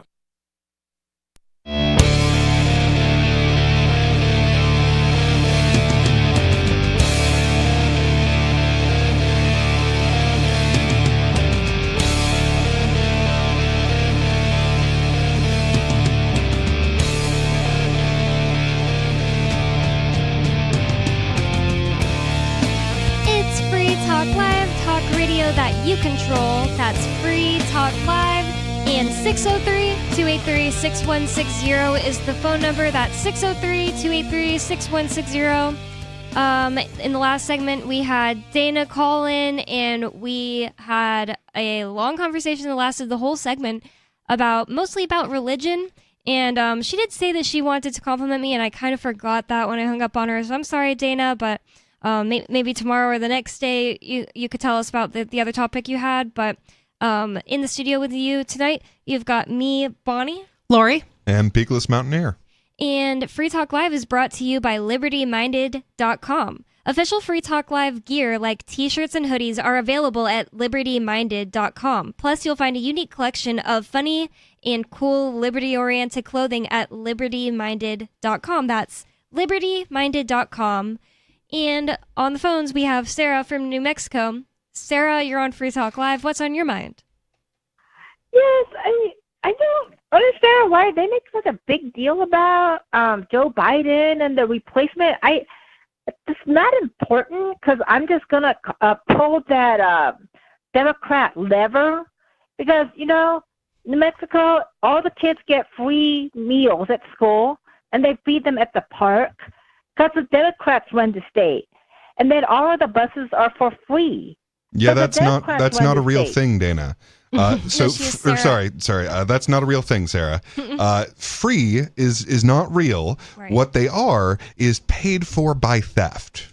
The buses are paid for because a lot of people were mugged.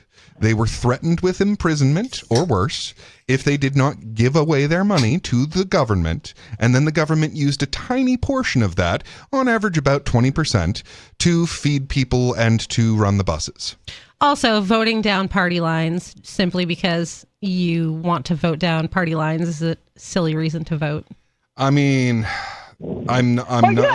she's honest, and that is absolutely what is going to happen, is that that's what most people do. Whoever they run with a D next to their name is going to get all of the D votes. That's what most people do. Ask Arya. Mm-hmm. Yeah, that's how Arya got elected, because people didn't even know who she was. And then they voted for her, and then they were mad about the fact that they voted for her. Right. Well, like it's your nominated. Own. Yeah. It's their own fault, though. Yep. They're mad at themselves. Well, the thing about it, okay, so Biden is incompetent, so they get somebody better. What difference does it make? The policies coming from the president and look at our state, that, look at the way it is, because the Democrats run it. So, and then everybody gets EBT on top of that. It's so easy. So, if you're a poor person like me getting SSI, who are you going to vote for? Even though there's some stuff that it's kind of baffling. The Democratic Party, all three of our congressmen voted against making them require to show the proof of the citizenship. They voted against that. Our state actually gives scholarships to illegals. We used to give driver's license to illegals. I don't know. I think we're a sanctuary state. I mean, that kind of scratches my head, you know what I mean? But I don't understand it. But I'm confused. You want all this free stuff, but you don't want to share it with the people who came from other countries and aren't here legally? That's what I was about to ask her. But I could go along with it. And I never knew that the illegals had Social Security numbers. I heard they were going to work on it. But last I know, they didn't. Yeah, last time I knew they didn't also. Like, by definition. And I should know. You don't need one to get a driver's license. No, I mean, the thing is, you know what? You don't need one to get married. 20 years ago, no, illegals do have Social Security numbers. So our three of our congressmen, Vasquez and Stansberry, they all said, okay, if they have a Social Security number, that's good enough to vote. So they could be technically illegal. But, you know, I mean, it's okay, you know, because So are you for or against people from other countries that are not American citizens getting free things from the government? Well, I think so. Some of it's okay if they're. I don't want criminals here. That's for sure. If they're trafficking, There's already criminals here. Well, I mean, I'm talking about people that work, you know, fast food. I was told that everybody works at the fast food restaurants here are illegals. I never knew that. But everybody tells me they're all illegals that works at the Chick-fil-A, at the UNM, and everything. So what does that have to do with them being criminals, though? Do you think that they're all criminals too? Well, I mean, criminals as in like peddling drugs, stealing stuff, committing like violent crimes, those kind of criminals. I mean, they're that's already here, citizens. Is what I'm saying, though. Like citizens are that too. Yeah, and that's just record, an individual basis. That doesn't matter where you're from. Those don't belong in the same category. Right. Like peddling drugs. Oh, you mean selling things voluntarily to people who want them? Yeah. Being a pharmacist? Yeah, that's not the same as stealing things. It is, in fact, the opposite. Mm-hmm. She makes some cogent points, though, like the people getting paid off will likely vote Democrat because it will help them get more paid off. It's so funny when Sarah says something that she's like, hey, I just thought of this like this. And it's like, it is true, but it's way to say the quiet part out loud. Right, it's the thing most people won't admit. Yeah. So, you know, Sarah will straight up tell you, I vote Democrat because I get more free things that way. I get more money that way. Whenever Democrats are in charge, I get more welfare. Sarah will tell you that. But thank you for the call, Sarah. We do have another caller on the line. Major Payne in Michigan. You're on Free Talk Live. What's on your mind? Hey, guys. I just thought you might like a breaking news update here. Yes. Mm-hmm. Somebody took a shot at Trump at a rally tonight. They grazed either his ear or his head, so he was wounded, but he's not. He gave a couple of fist pumps as he was going out with the Secret Service. Evidently, the shooter has been killed. And I think there was collateral damage of like an usher or something that got hit too. Yeah, apparently there was so the shooter's dead. One of the people in the audience, I guess, is dead, and there's also apparently someone in critical condition. Do you know who killed the shooter, Major Payne? Presumably, it would be the Secret Service. Interesting. Yep, that has been mentioned so far. We just. That there's not much information about it, so we just kind of like mentioned it, moved on. I the first thing came to my mind, to be honest, was this. Okay, I didn't know if you guys had been hipped up to it yet, so I just figured I'd call and let you know. Well, it's good to hear from you. Real interesting stuff going on, I guess. And I mean, well, it is, and also yes, good to hear from you, Major Payne. So thank you for that. Well, me and my buddy were just discussing last night that I'm surprised somebody hasn't taken a shot at either him or Biden. That's what timing is lately. Weird timing, yeah. Yeah, that's what I was saying. Is I'm not surprised that this happened. I'm kind of surprised it hasn't happened already. Right. Yeah, me too. I wonder if All right, peace, guys. Have a good night. I wonder if him, not threatening, but promising to release Ross Ulbricht has anything to do with this. So here is my base level assumption. One way or the other, it was the CIA. Yep. That's pretty much what I'm going with. I doubt that it was because he said he would free Ross. It's probably because Joe is looking so bad that somebody was like, we absolutely cannot have Trump, and that's what's going to happen. And so someone shot him. So I think the most prevalent, like, why there would be a faction to want to go, okay, well, one way or the other, we got to take this guy out, is because of his new support for cryptocurrency. Yeah, that was another thing I was about to say. I was going to say, up until the Libertarian Party convention, is that what it's called? Libertarian Party convention where he spoke. He hadn't said these things that actually, truly are a threat to the status quo. He always just says things that mean nothing, and that's why he made it through 4+ years, campaigning, and then 4 years of being a president with no one shooting him. When supposedly he's like the most hated person in America, no one shot him then. Yeah. But I also do totally think that it has something to do with people don't see a good Democrat option either. So instead of like putting all their energy into like, well, it's okay, we'll just have Joe Biden win, they see that that's probably not going to happen. I think Trump's going to win. If the election happened today, I think Trump would win, basically. Oh, no doubt. No doubt. And yes, they were trying to remove the other option. I mean, anything can happen between now and then, but I see him winning in an absolute landslide, especially at this point. But yeah, I mean, absolutely everyone's bread is buttered on that side. You have to be able to print money to run government. Like, that is the modern world.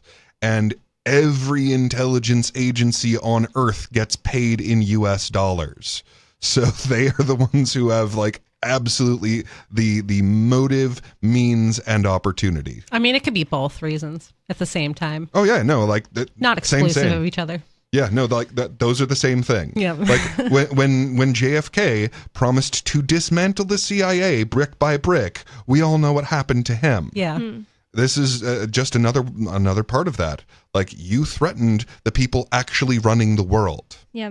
And I really don't think that he really did before. People really think that that's the case just because he said like vague things about ending the deep state. Not only did he not do it when he got in office, but he never really said anything that was like an actionable promise of something he was going to do. I think that he thought maybe like being president was more powerful than it actually is. And that's why he was like, I'll end the deep state. And then he got there and he was like, I actually can't do much of anything. Well, especially after I mean, he didn't think he was going to win. Yeah, that too. So I'm sure he just did not. kind of hired everyone who was already there. And wouldn't you know it, that's the deep state, dude.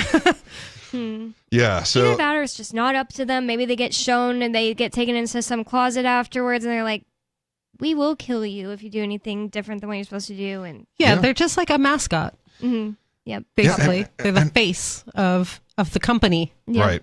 Right. And him coming out in favor of Bitcoin and cryptocurrency, like, do you know how much adoption that probably spurred among the people who literally, not figuratively, worship the man? Yeah. Who listen to every word who comes that comes out of his mouth? Like, you have just pushed adoption forward, and they are trying to figure out a way that this does not utterly destroy their source of power. And this means that they have less time to do it in. And if he gets to the White House and enacts the policies that he's promising, maybe a long shot, politicians and their promises. But if he does, wow, they have like no time left. Even just talking about this stuff, being Trump, it's like it can't be undone. Right. And I think that's a really good thing. Yeah. Yeah, when Trump said free Ross, you can't unring that bell. Right. And the thing is, like, it's not just like some people might think like, why are we focusing on the free Ross part of that?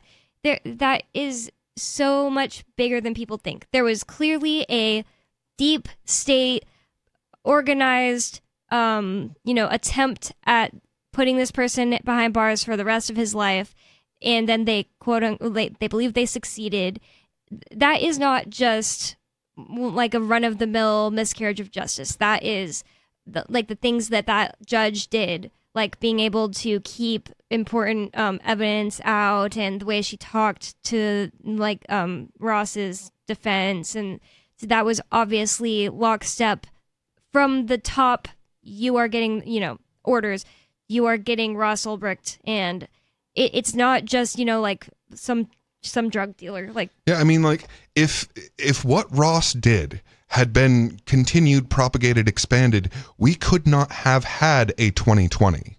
Like, what did they do? Okay, well, we're going to warp speed a vaccine here, vaccine in quotes, because it is absolutely nothing like vaccines have ever been. But okay, here's this medical product that we're going to print an absolutely absurd amount of money to give to everyone for quote unquote free. Now, with the Silk Road, you have two things there: medical freedom and monetary freedom. You are using cryptocurrency to buy what medicine you believe you should have. That is a complete undermining of both of those things.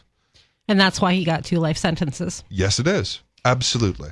And him saying that day one he will commute the sentence of Ross Ulbricht, that was the first time I've ever thought something Trump was saying wasn't just, scripted. Yeah.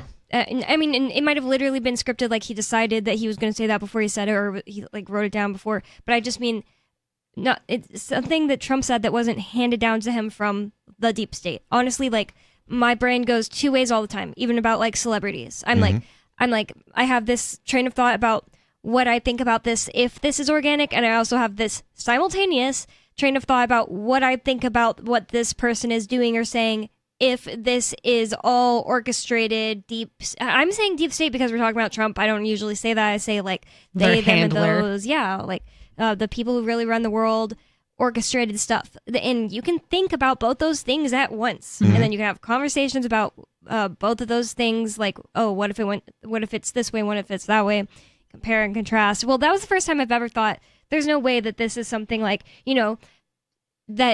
the CIA wants for us. Them to be talking about freeing Ross. Right, absolutely. There's no possible way that is the case. Right. The CIA does not want that. The unfathomably powerful pharmaceutical corporations do not want that. I mean, can you name me a corporate media broadcast that has not been brought to you by Pfizer? Because I can't think of any. And that is people's source of information about reality until recently. Do you remember when, you're probably around the same age as me, do you remember when we were kids and they didn't advertise medication on TV? I do. It's so I weird. Very, very much do. Do you remember, they used to advertise beer, but not medical, ask your doctor to take this. Right. When, wouldn't you know it, your doctor is legally obligated to get you the thing you ask him about. Yeah, I remember when that first started happening, and I was like, this is so weird to see, ask your doctor for this medication. Yeah. And why? Isn't your doctor the one that's supposed to be recommending medications to you? If that's how doctors work, right? You go to the doctor and they figure out what's wrong with you and then decide what the best medication for you would be. Why would you be the one going to ask your doctor about the medication? Did you know they stopped using the word doctor, and even the FDA is only calling them providers now? That's basically admitting that they're just pharma drug dealers. Providers. That is honest. People should start ask calling your their drug provider. Providers, right? Call your dealer today. We do have a caller on the line. Turd Ferguson from Pennsylvania. You're on Free Talk Live. Were you at the Trump rally, Turd? No, I wasn't there. But I got to say, the idea that somebody tried to assassinate Donald Trump because he wants to free Ross Ulbricht is just absolutely ridiculous. It makes no sense. And let me tell you, the reason why they wanted to assassinate Trump was because they've tried everything to stop this guy from becoming president again. They've indicted him. They've smeared him. They tried to blow up the January 6th rally like it was some sort of violent event. None of it's worked, and he just keeps rising the polls. And the reason why they wanted to assassinate him was because every day for the past close to a decade now, the mainstream media has been going on and smearing him and lying about him. And it wouldn't surprise me to find out in a couple days or so that the guy that shot and tried to assassinate Donald Trump was actually just some crazy Sam Cedar Majority Report fan that wanted to kill him because of all the crap that he hears about him on MSNBC and the Majority Report. Well, I can tell you this much: we will certainly hear that he acted alone. And that's the thing. I'm not talking about just like some lone person's idea of why they shot him. I can totally see that it could be possible that it was some lone person who's crazy, because there are people out there that hate him so much. And I'm also considering other things. You see how that works? I'm not saying I know that this is why it happened. I'm sorry. I'm pretty sure literally every time there is an assassination attempt on a president, it is literally a conspiracy. There are backers that plan this out. Like, this isn't something that one person can just get away with. I find that to be more likely than they just shot him because they hate Ross Ulbricht.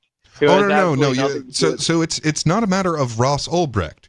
It is a matter of, number one, being able to get medicine that you want when you want it without permission of their extremely, as they call it, educated. But they can't do that right now because the Silk Road's been down for a decade. Indeed. Why do you think it's down? Yeah, but just because Ross Ulbricht, I doubt when Ross Ulbricht gets out, the Silk Road's going to come back. He's going to enjoy his life with his former girlfriend. Oh, sure, but it sends the message that you can get away with this.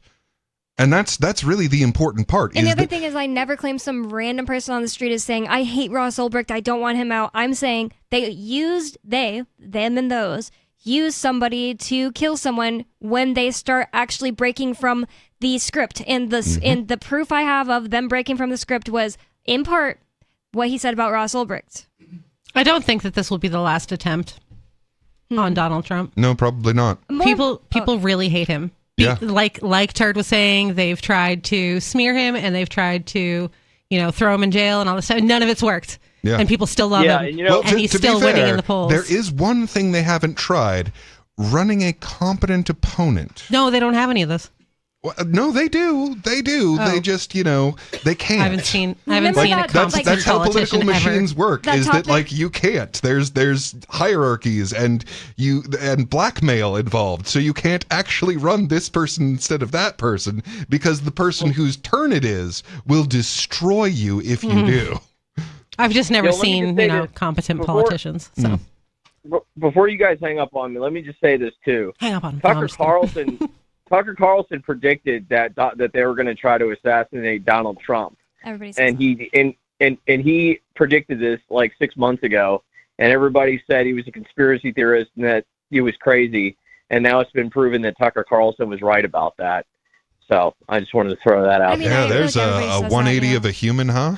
Literally, Major Payne with his friend drinking beers last night said, I bet they're going to try. Like, everybody says that. Right. I have a more important question for you, Turd. Are you streaming Woman's World by Katy Perry?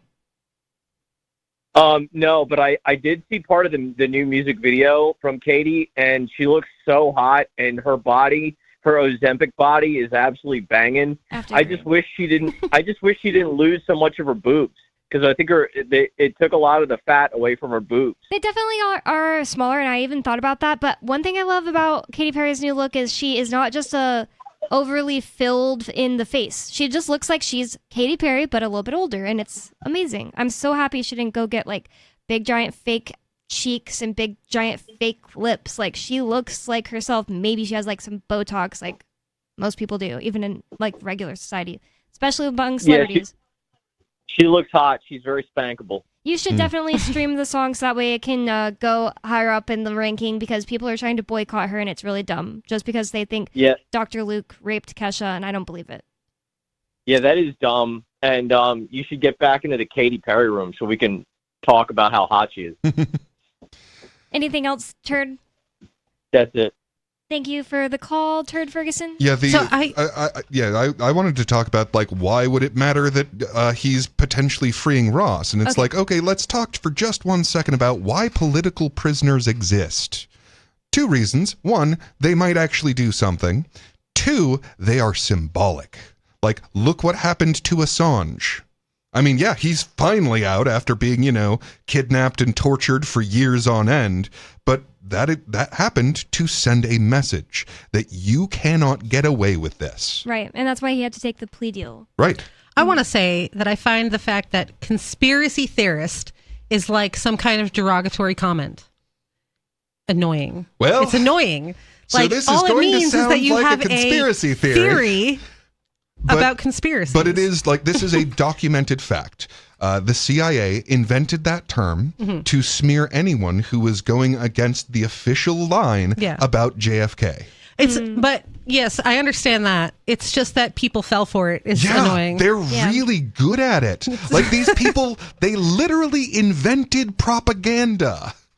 Like, that's how good these people are at this and at manipulating thought. But they relied on us not being able to talk to each other effectively. And now there's the internet. Yeah. Yep, and they're also the biggest conspiracy theorists. They charge people with conspiracies all the time. Right. That literally means that the prosecutors have a theory. Trump's a Putin puppet, don't you know? Bunch of conspiracy theorists in the government. 283-6160. It's Free Talk Live. More coming up. You can call 603-283-6160. More Free Talk Live coming up. This hour of Free Talk Live is brought to you by Dash Digital Cash. Dash is the cryptocurrency designed to be used for spending. Rising fees have made Bitcoin useless for purchases, but Dash continues to have fees less than 1 cent per transaction, and its features ensure Dash is undefeated as the most useful cryptocurrency in the marketplace. From a technical standpoint, Dash transactions are irreversible, and its network is protected from 51% attacks by their Chainlocks technology. There's no need to wait for a confirmation before considering a Dash transaction complete, so it's great for merchants. Dash is one of the oldest cryptocurrencies and is widely available on exchanges, including the decentralized Maya protocol, and in multi-crypto wallets. It's easy to get and use Dash. Start by learning more at Dash.org. Big thanks to the Dash DAO for sending us 32 Dash per month to promote Dash on the air. Visit Dash.org to learn about Dash. Dash.org. There are basically two types of advertising, direct response and branding. Radio's great for direct response with its low cost to listener ratio, but audio can't be beat for branding, which is a longer term endeavor. You want to be the first thing that someone thinks of when they think about your product or service. If you have a local business that you want kept top of mind in your community, call the station. If you need national reach, Free Talk Live's got around 200 radio stations, millions of monthly listening sessions, can suit all budgets, and if we don't think we're right for you, we'll tell you. Email me, mark@freetalklive.com. Tired of cancel culture? Sick of mega tech corporations holding an axe over your head? Join the LRN.FM Matrix chat server. It's self-hosted, so no one else can tell us what to do or say. Don't like the existing channels? You can make your own. You can even connect into some of our channels from other Matrix servers. It's federated. For the full LRN.FM Matrix experience, though, you should join our server via the step-by-step instructions at chat.lrn.fm. Chat.lrn.fm. You're listening to the live edition of Free Talk Live. Hour number 3 is next after the news here on the Liberty Radio Network at LRN.FM. From Feature Story News in Washington, I'm Benji Hire with your Week in Review, a roundup of what's been making headlines these past days. And we start here in the US Capitol with a make-or-break week for President Joe Biden that ended with him staggering on as Commander-in-Chief.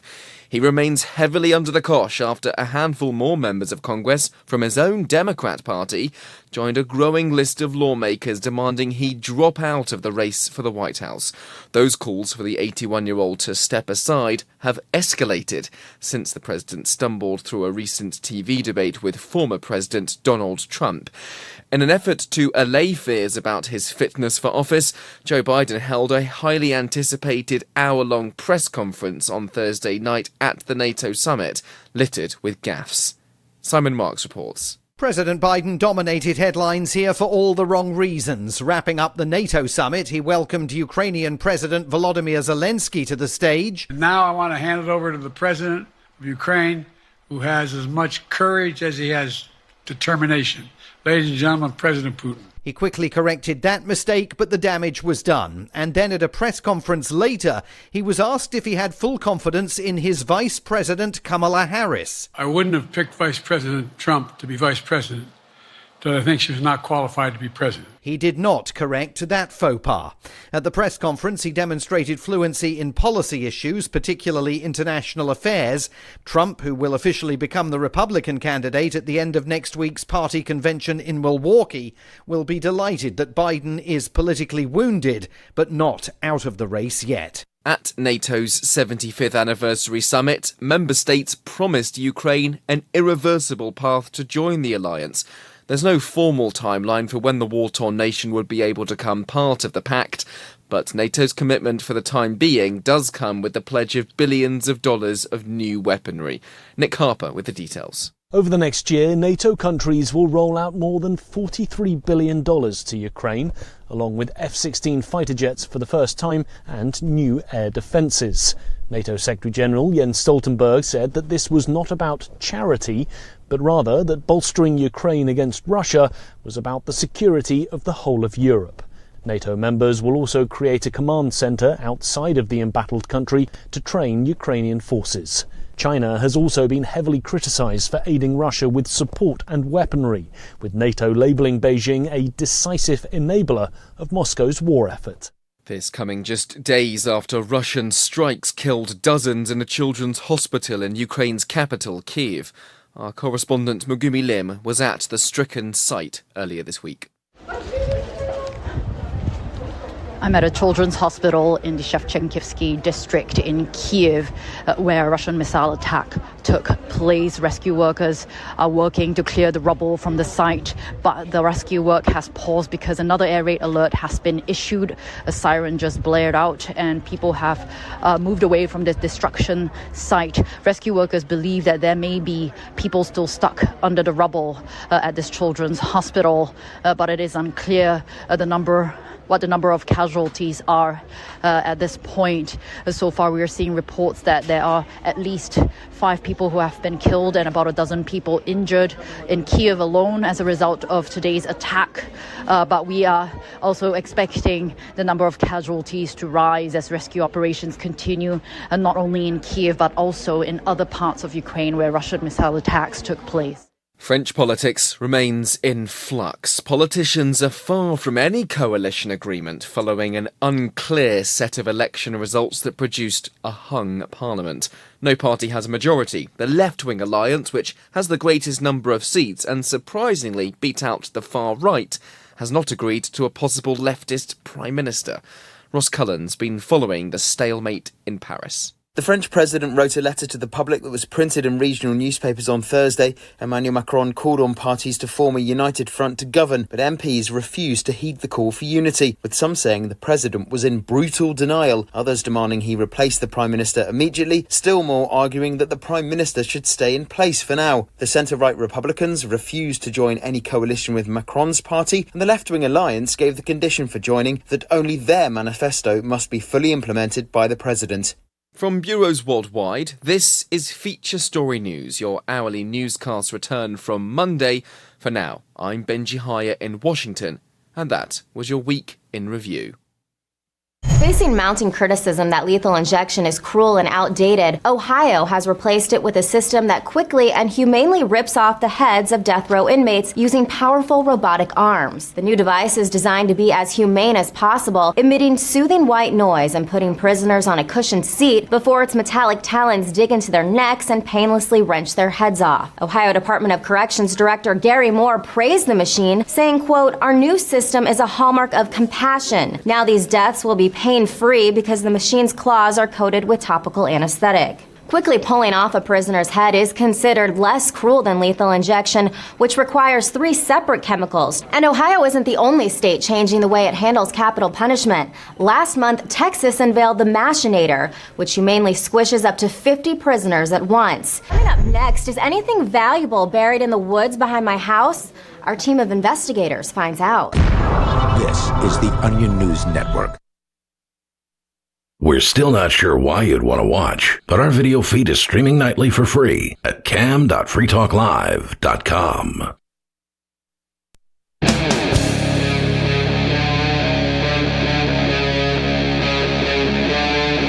Free Talk Live.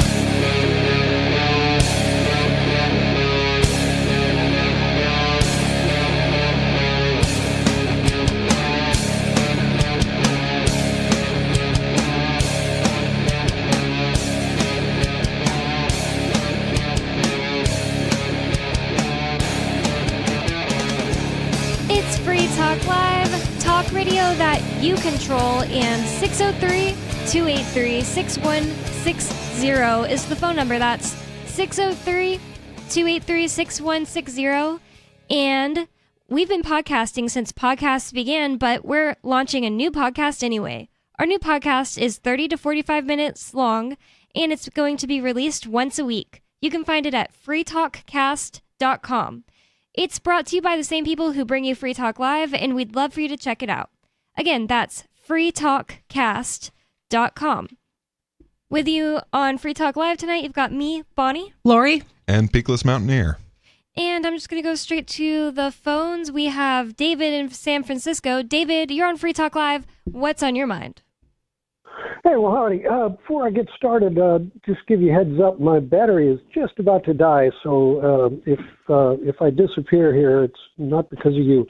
Okay. The one thing that I was wondering about, I understand there are a couple of people dead in this. They must have been in the line of. I think.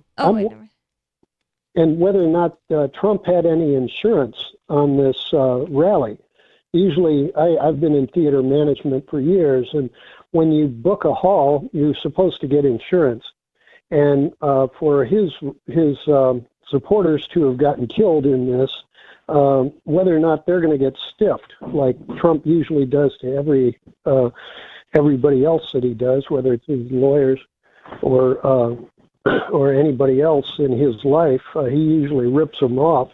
And so I'm wondering if the victims are going to get any compensation. Well, I sure hope they do. Well, from Trump? Well, you're supposed to when you rent a hall, you're supposed to have insurance. And it's famous. I mean, Trump, you remember down in Tulsa, this was in the very beginning of COVID. And trying to remember who was the pizza guy, Godfather's Pizza, the guy that he was on Trump's cabinet, and he ends up dying of COVID in that. Nobody in Tulsa ended up. Tulsa didn't even get paid for renting out that hall. Trump ripped off the city of Tulsa, even booking the hall, much less that it became a super spreader. And so he's famous. I mean, what is that, 4 years ago? So, yeah, it's just Trump's famous for ripping off his supporters, ripping off towns, ripping off venues, ripping off his own supporters. I did hear a lot of people say they didn't get paid. Like Rudy Giuliani said he didn't get paid. But for what? I don't know. He was his for lawyer, his right? services as the lawyer. Oh, okay. Yeah.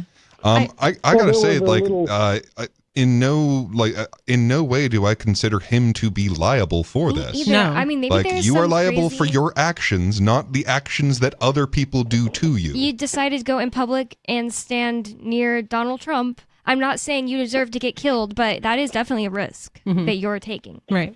There might be some laws out there about it that I'm talking about whether or not I think it makes sense. Like, I could be wrong, and there actually are laws out there about it, but I don't think it makes sense. Oh, it looks like we lost him. I'm pretty sure his phone just died. I don't know. That's not the first thing that comes to mind. I mean, yeah, I hope that he insured it and that they get paid from this. I mean, honestly, I hope the very best for them on such an utter tragedy. Yeah. Because, I mean, I absolutely don't consider Trump to be in a state of civilization and entitled to any rights because he is a mass murderer like all former presidents. However, the people there, I mean, they didn't do anything. And now at least one of them is dead. It definitely shouldn't be on Trump or any insurance that he got to pay for it, though. Yeah, no, that's absurd. No action that he took caused this in any way. That is absurd. This is how freedom of speech works. You get to go out and say things, and nobody gets to shoot you for saying things. I would not be surprised if there is some kind of law holding other people responsible, because that's the American way. Oh, it would not surprise me one tiny little bit. Like that school shooter whose parents got put in jail because their son shot some people. Right. That's the way that things are done now. Nobody's responsible for their own actions. You got to have someone else to hold responsible for someone else's actions. That girl who told her boyfriend to kill himself and then he did, and she ended up in jail. I think it's ever since that woman sued McDonald's for the coffee being hot. Yeah, and it being Trump, it would not surprise me a tiny little bit that he gets some activist judge that absolutely holds him responsible for these deaths. That coffee was really hot, though. That woman that got burned, she had like 3rd-degree burns from coffee, which should not be possible. So. Yeah, they did keep their coffee absurdly hot. Yeah. It shouldn't be But, possible. like, No, 3rd-degree burns from coffee? That's like, what is 3rd-degree burns temperature? Like 200 and something degrees, 240 degrees or something like that? Yeah, I mean, that's too the one hot. that people mention, but like it's just this mass of way too many lawsuits where you end up Yes. with caution, maybe hot when heated. Well, gee, thanks. Mhm. Yeah. Or my personal favorite with an iron, do not iron clothes while wearing. So she was an idiot for putting it in between her legs in the car. Like, That's true. I'm not saying she wasn't an idiot and didn't have part in it, but like the coffee was too hot. Both things are true. Yeah, I just it was an unreasonable temperature, Mhm. and she definitely did the wrong thing with it. I feel like she ruined something for everyone else though, because my coffee's never hot enough. Like almost anywhere you go when you get a hot coffee, Dunkin'. it's just Yeah, hot I mean for a that. second. No, Dunkin' That- Donuts is like the hottest coffee on earth. Like you get a cup of coffee there and then it's hot for like the next 3 days of things. So you can't even drink it. I hate Dunkin'. Yeah, it's Every not time I good. go- It is hot though. Every time I go, I'm like, I bet it'll be fine this time. I'm gonna get a simple flavor. I almost said scent. I'm gonna get a simple flavor. It'll be fine, and it never is. And then I vow to never go there. Then I ended up in some situation where it's the only option, and I say it'll be fine. It's never fine. Like 10 years ago, I used to really like the blueberry coffee there because I could never get blueberry coffee anywhere. But now I can just make my own blueberry coffee from like good coffee Never with tried blueberry syrup. blueberry Oh, coffee. it's so good.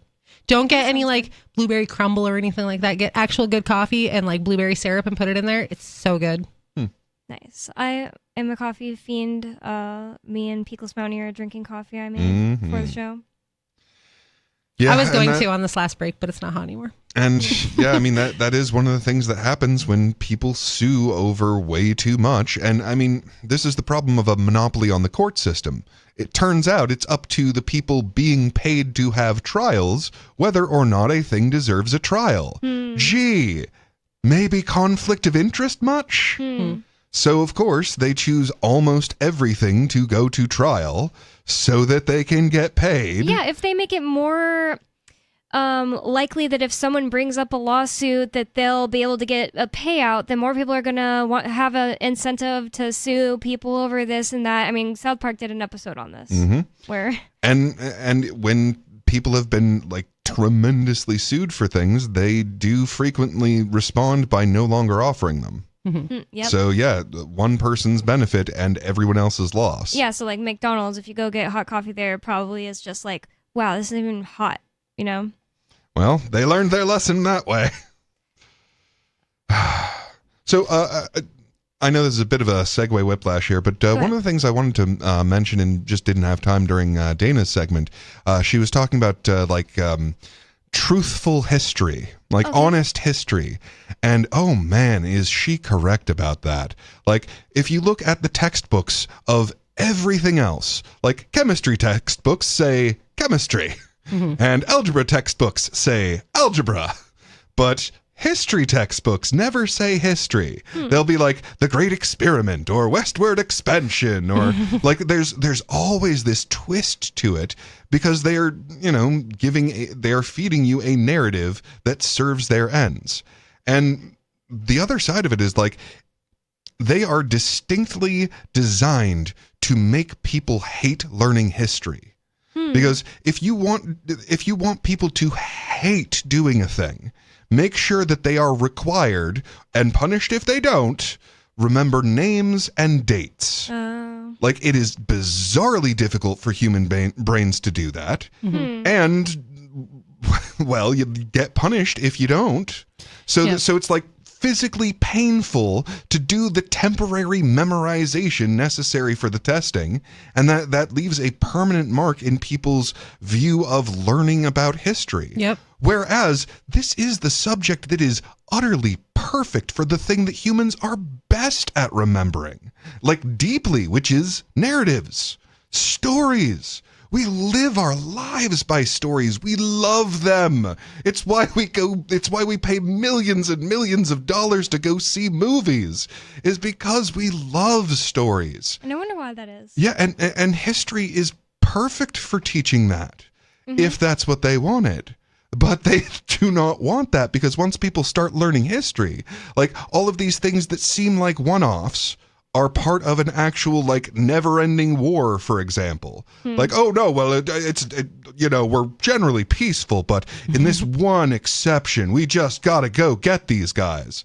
Whereas if you knew history, you would see very clearly that we have always been at war with whatever they were trying to conquer with our blood. It's true. I hated history in school. Yeah. When I was a kid, I hated it. It was so boring. The teacher was terrible. Like, and no matter what year, every year the teacher in history class was awful.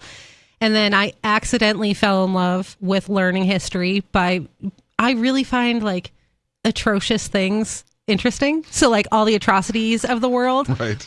I find them extremely interesting. And so that's how I ended up interested in history. Like, murder porn. Yeah. So I'd start, like, reading about, like, atrocious things that happened in history, and I was like, and how would they torture them? Yeah, no, not like that. Like, shady backroom deals with, big conglomerate companies and the government. Creature stuff of like Jekyll that. Island much? Yeah. Like all that good stuff. And some of the murder porn, but usually, like, all right, well, if you do this and I do porn. this, then we can assassinate the Archduke Ferdinand. Yeah, like stuff like that. And Rasputin and, like, all kinds of interesting things that happen in history that I learned because I, like, fell into it through the fact that I find absurd, atrocious things interesting. And if they taught you actually interesting things in school, but they don't, they do that thing that you said, they make you memorize things. Like, they made us memorize all the presidents in order and what year they were the presidents. I don't care. I don't remember half of them now. Of course not. Most of them were inconsequential. Like, I can't remember the names of people who I know and love. Are you kidding me? You want me to remember who Grover Cleveland is? Yeah, right. Come on. I only learned... it's designed to make it painful to learn history. I only learned last week that Hamilton was not a president. Did you know he wasn't a president? He's on one of the bills, I think 10. Yeah, Why it's is the he 10. not president then? So he was the one who created the first central bank. Yeah, exactly. I knew that. I knew how he's like enemies with Jefferson, but it's like, but how is he not a president if he created the central bank? Like, what was he, a Secretary of State or something? Isn't that odd that it's like 50-50? Yeah, like we call it dead presidents, right? But it's like, okay, well, like half of them are. Yeah, Benjamin Franklin is Not a great a president. example, Right. but I hadn't really thought about that until my dad told me Hamilton wasn't a president. I was like, wait, what? Yeah. Why did I always think he was? The other thing about it is, like, the topics they always repeated in history. Everybody has, like, something else. Like, when I bring this up to my little sister, she talks about, I don't actually remember what she talks about, but it's something different than me. For whatever reason, every single year in history, I had to learn, unless it was, like, world history, but if it was touching on American history at all, every year of my life, I heard it over and over again about robber barons.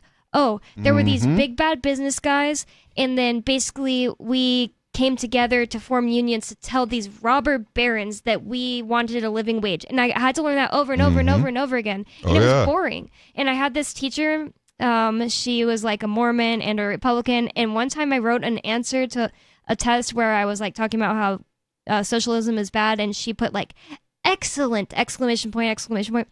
Well, Bonnie, I have a compliment for you that I'll tell you after the test. Yeah, literally.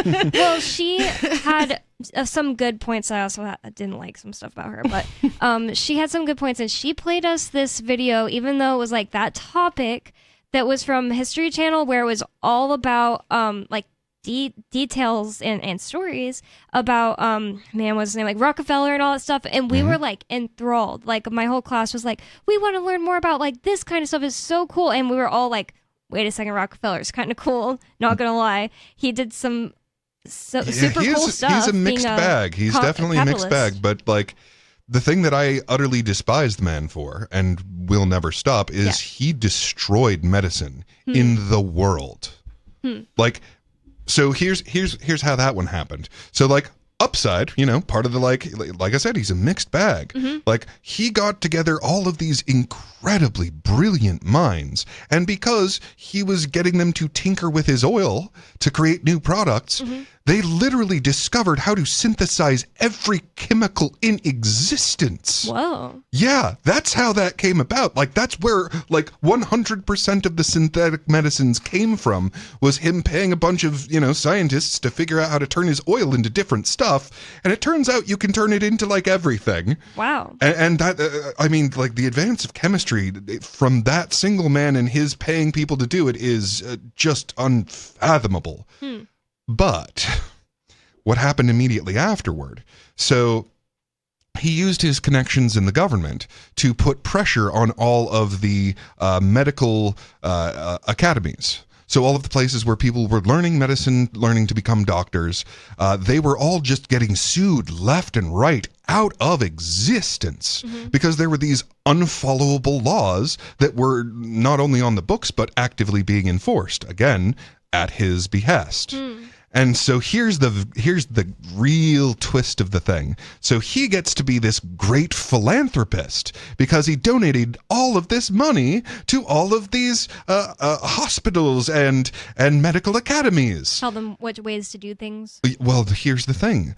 He donated them exclusively to the ones that were teaching doctors to prescribe his petrochemical pharmaceuticals, which means every other form of medicine. And there used to be lots.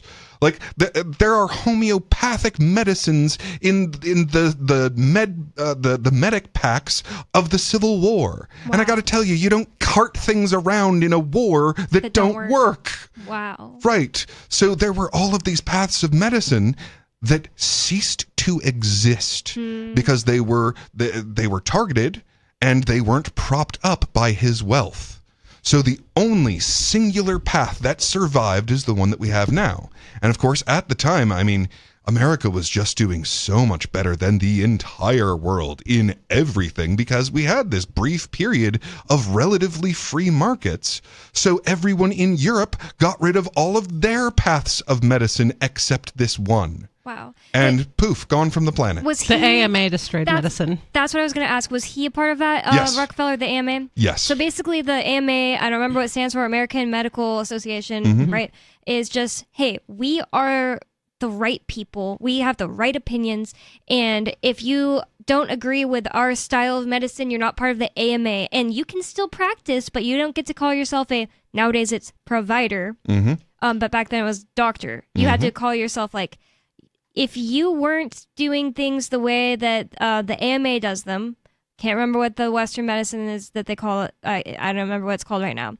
Allopathic, not allopathic. Allopathic. Yeah, allopathic. If you're not an allopathic doctor, then, well, you can still do your thing, but you have to call it X, Y, and Z. And that's why chiropractors and stuff like that. And chiropractors were actually the ones that really held out, really fought back. Well, there were tons of other types of doctors. Well, they, they basically get labeled as a quack. Yeah. Well, beyond that too, the AMA was like, oh, you want to have this new medicine? Sure, you got to pay us. And if you don't pay us, then your new medicine is not going to be allowed to be used by doctors. But if you do pay us, sure, they can use it. We're not going to test it for any type of safety or efficacy or anything like that. It's good to go because you gave us money. Yeah. Not only is it legal to pay these bureaucrats, it's required by law. These are the kind of topics that make me think about. Lots of people used to complain that Nikki and I talk too much about nutrition. And the thing is I really want people to understand that the way we think of health today is shaped entirely by evil people in the background and the government and regulators. And learning about how to keep yourself healthy is really important to learning about liberty. Look how they went after Joe Rogan when his during the COVID nonsense, and all he said was, I think that you should just try to be really healthy. That was his advice. Yeah. It's but if you're young and you don't have these comorbidities, shouldn't you just try to be really healthy? That's ableist and it's healthism. Right. That destroys the profit margin of Pfizer, don't you know? Wow. And that's the thing. Like, these are the great arms of the oil, oligopoly, is medicine, the military industrial complex, because it's tremendously important that there is a tremendous amount of oil that goes into those guns. And big agriculture, of course, and banking, because that's what actually backs our dollar since Nixon destroyed it in 1971. And all of these industries are just holding hands under the table with the government. Right. Because they wouldn't have the power without being in bed with the government, because they wouldn't have the ability they wouldn't have the guns. Yeah. Right. And the protections, like they have special rules for gigantic companies where they can do things and then not be punished for it, because the government's holding their hand on the table and they're exchanging money back and forth where no one can see, but I mean, people can see. They think that people can't see, but it's because no one's looking. Yeah, and it's they have to maintain this monopoly by the government, keeping everyone from competing with them. Because if someone moves into energy and isn't regulated out of existence, then they destroy their power. Yeah, and they'll straight up say, we can't allow this because it'll destroy the industry. They will lose money, so we can't allow a certain innovation. Yep. And everyone's just okay with that. Apparently, which, it gets back to what I was talking about earlier about, like, it's not enough to be able to defend what you believe. You have to have the heart to. You have to have the spirit of, no, you can't do this to me. These are my rights. I will not allow it. And, I think people who care about equality need to realize more that the most important equality is that no one should get this leg up. There shouldn't be... certain doctors get a leg up over others. People would be way more equal if no one was given a leg up by the government. Yeah, if the government wasn't picking winners and losers in medicine. Yeah, wouldn't that be nice? And kind of important, since our lives are literally at stake. But that's not what's important to them.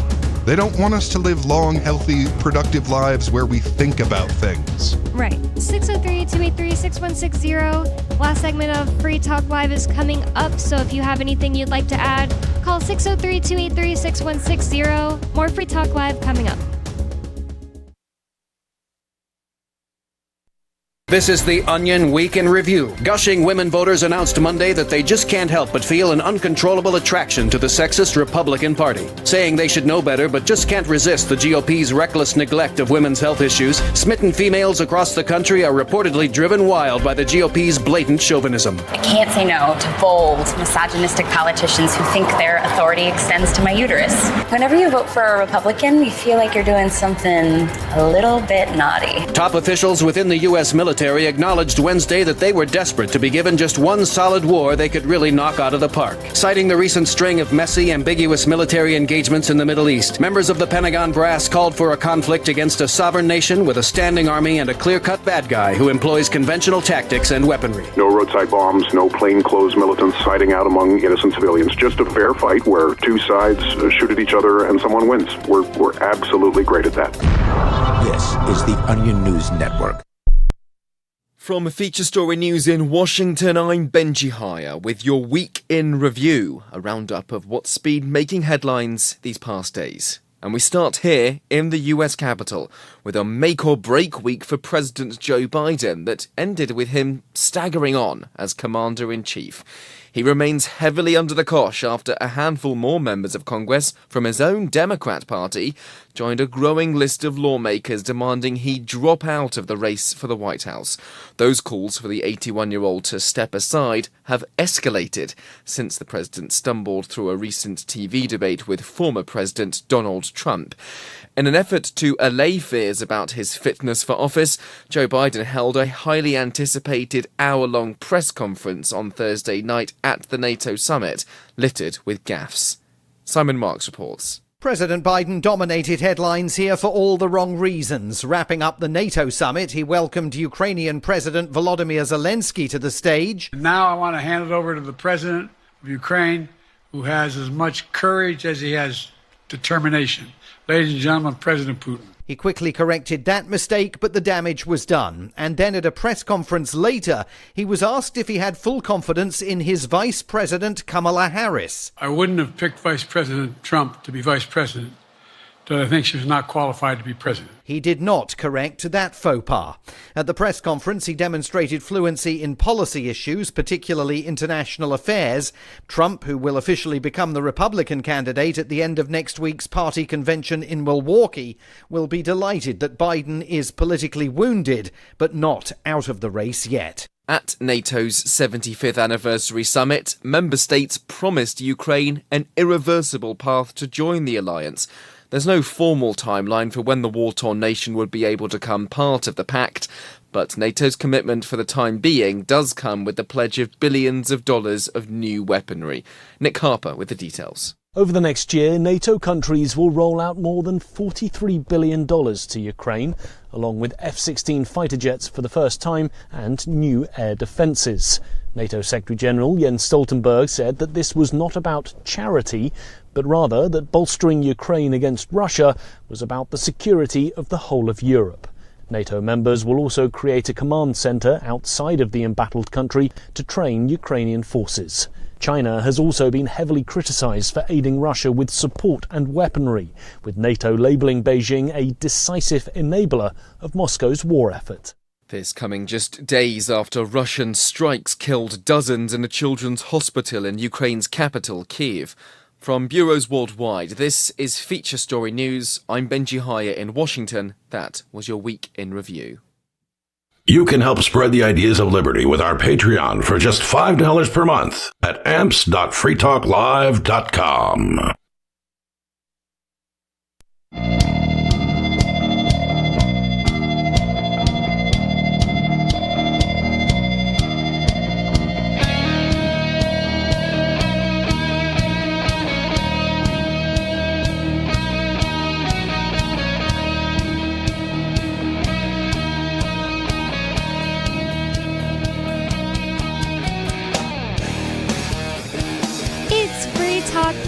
Talk radio that you control, and 603-283-6160 is the phone number you can call to get in on this last segment with us and tell us whatever is on your mind.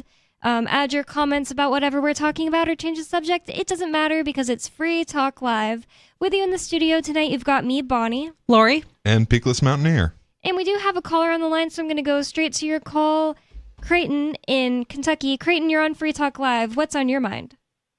Hi, I wanted to call in because you were talking about the narrative of history and how messed up it is in school, and then you get into adult life, and I find as an adult that history is one of the most fascinating stories I've ever encountered. And I wanted to bring up something in particular.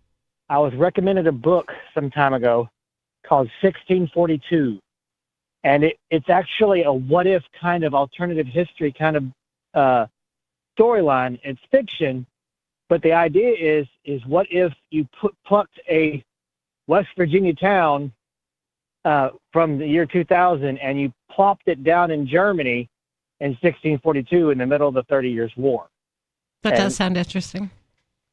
It absolutely fascinating. I read the first one, and even though it's fiction, there are dozens of real historical characters in there. And each one of them has their own story that the true story is itself fascinating. And the original author of the book of 1642 opened up his fictional universe for other authors to contribute. There are, last I checked, I've read personally 27 novels in this series. So it's massive. I just wanted to share, since you're already on that topic. Thanks. Yeah, I mean, the idea of being bored with history is, I mean, it's truly an astonishing accomplishment. Like Right. you were saying, it's amazing that people fell for the conspiracy theorist thing being like equal to not real. Yeah. It's amazing that people fall for history not being interesting. Yeah. Like, history is humans doing things. We are the most weird and fascinating thing in the entire universe. And like, all of the stuff that we've done is in history. Most of it's so bizarre, too. It's so weird. We're the weirdest things That's ever. why I like it. I used to just think you wouldn't be able to learn the truth, so what's the point? But I found that if you just start like reading some books, like usually they will tell you where they got that information, and it's not just like complete lies like in school. Like you don't have to read a textbook. Right. When I was little, my little brother, the thing is like In fact, that's the worst thing to read. Yeah. Because, I mean, like you were talking book. about the robber barons and how they repeated that over and over and over. And another one that reminds me of was like how, oh, well, there was the Great Depression, but it was government that got us out of it. And it was getting into World War II that made us rich again. And War's like, good. That's not how it works. War destroys things. You literally build things to not be there anymore. I feel like they tell you that stuff really subtly because I don't specifically remember that, but I know a few themes that lead me to believe that you're right, that that's what they taught us, because they always, year after year, taught us about the Hoovervilles, how Hoover was like blamed for the Great Depression. Then FDR came and things got better. And FDR, of course, was like the guy who brought in all the New Deal and like all kinds of big business, big government spending crap. So they probably tried to lead us to believe that Hoover didn't do enough. We got into the Great Depression and then FDR saved us with big government. Yeah. Yeah. And I mean, it's all just complete, like the opposite of the truth. So that one, for example, 10 years before, we had the exact same thing happen and we recovered immediately. That one didn't make the history books because no one tried to stop it. And wouldn't you know it, markets adapt. Like, yeah, we had the same kind of a crash because that's what happens when you print money. You get the boom bust cycle. That's how printing money works. So yeah, literally a decade earlier, we'd had the same exact thing happen, but we didn't have a president that tried to interfere with the market. So we didn't have a Great Depression. Then we had this one. He interfered in absolutely every imaginable way and a handful of new ones. Yeah. And wouldn't you know it, a decade of death. I mean, the robber barons, like the story doesn't even hold up to any scrutiny whatsoever. Like, you know what was actually happening? The same thing that happens every time. Like, yeah, you can have a monopoly in the market for a short period of time, and then you get out competed. That's how it always works. Except now. It doesn't work that way now. Well, if now you have government protections. Yeah, well, if you keep people out of the market, then no one comes in to compete with you, and your monopoly can last much, much longer. And capitalism gets blamed. Yeah, and like the story about like, oh, well, if it hadn't been for the government forcing them to give you fewer hours and all of that, then we would still be... No, it's very simple. Our technology improved, and when our technology improved, we were able to make enough so that we didn't starve to death, and then we didn't have to like work 100% of the time. Oh, I don't think my 5-year-old needs to go work at the factory anymore because I have enough money. Right. It's really that simple. And then because of Jekyll Island, they paused that. Like, hours were getting shorter, people were getting wealthier, like in just leaps and bounds. But then they started the money printer. And wouldn't you know it, we stopped at 40-hour weeks. They didn't get shorter.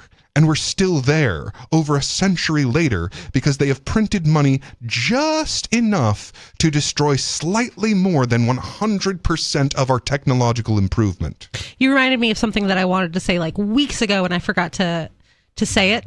So I was talking one night about how I read The Creature of Jekyll Island to my kids. Nice. And they're 4 and 5. So I just wanted to let everybody know it's the Tuttle Twins version of The Creature of Jekyll Island. I didn't like sit down and bore my tiny children with The Creature of Jekyll Island. I read them the Tuttle Twins version. Cool. I've never read the real one, so honestly, I wouldn't have like. Yeah. So crazy. Just so people know, like that's a good resource to teach small children about things. It's the Tuttle Twins books. Yeah.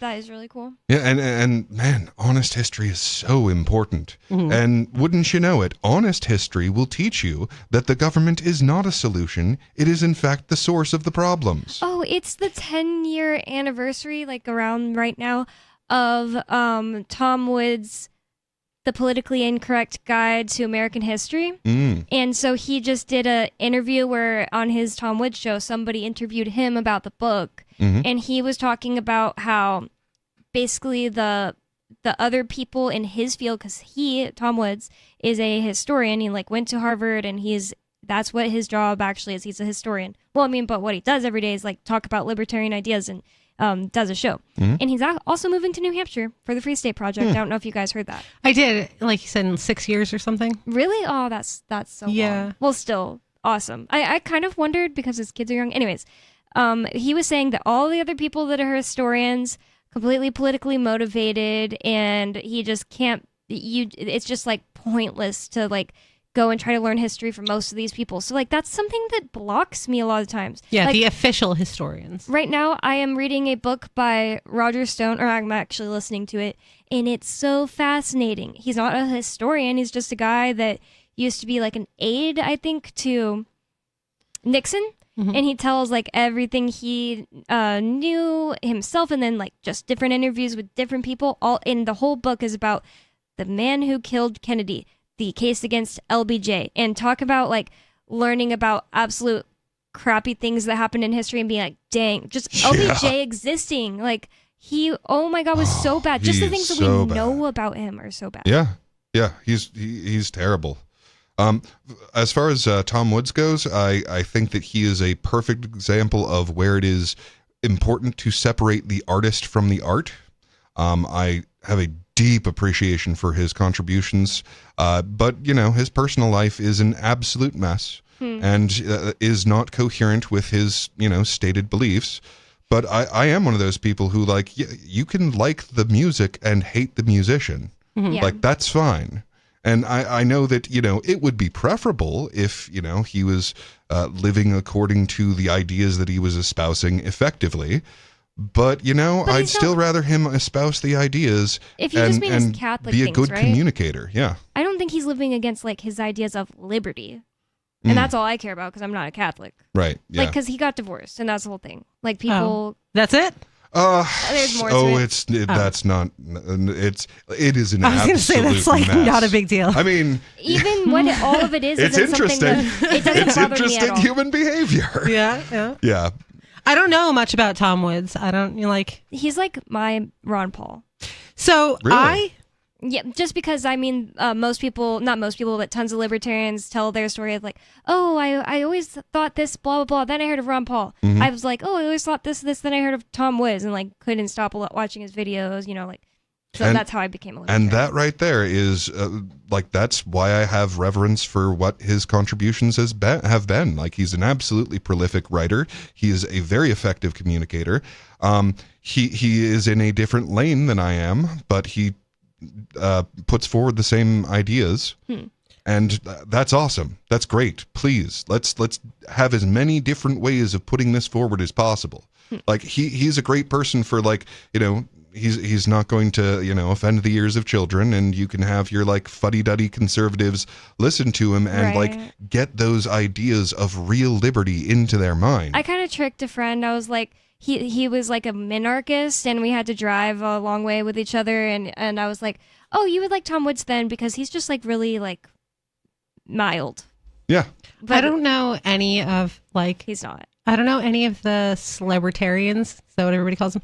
I don't know any of them. Like, I don't know any. I haven't really listened to podcasts, like libertarian podcasts or anything like that, and or read anything like these. The things that I feel and think about freedom are just my own, like my own thoughts and feelings. Start believing in celebritarians. You are one. Yeah. So like that's not that I don't believe in them, like Santa. It's just I don't know like anybody's thoughts and feelings on things. I just only know my own. I mean, for better or for worse, we are a very atomized community most of the time. Yeah. And people tend to we're in our own little groups, and there's not a whole lot of communication between them.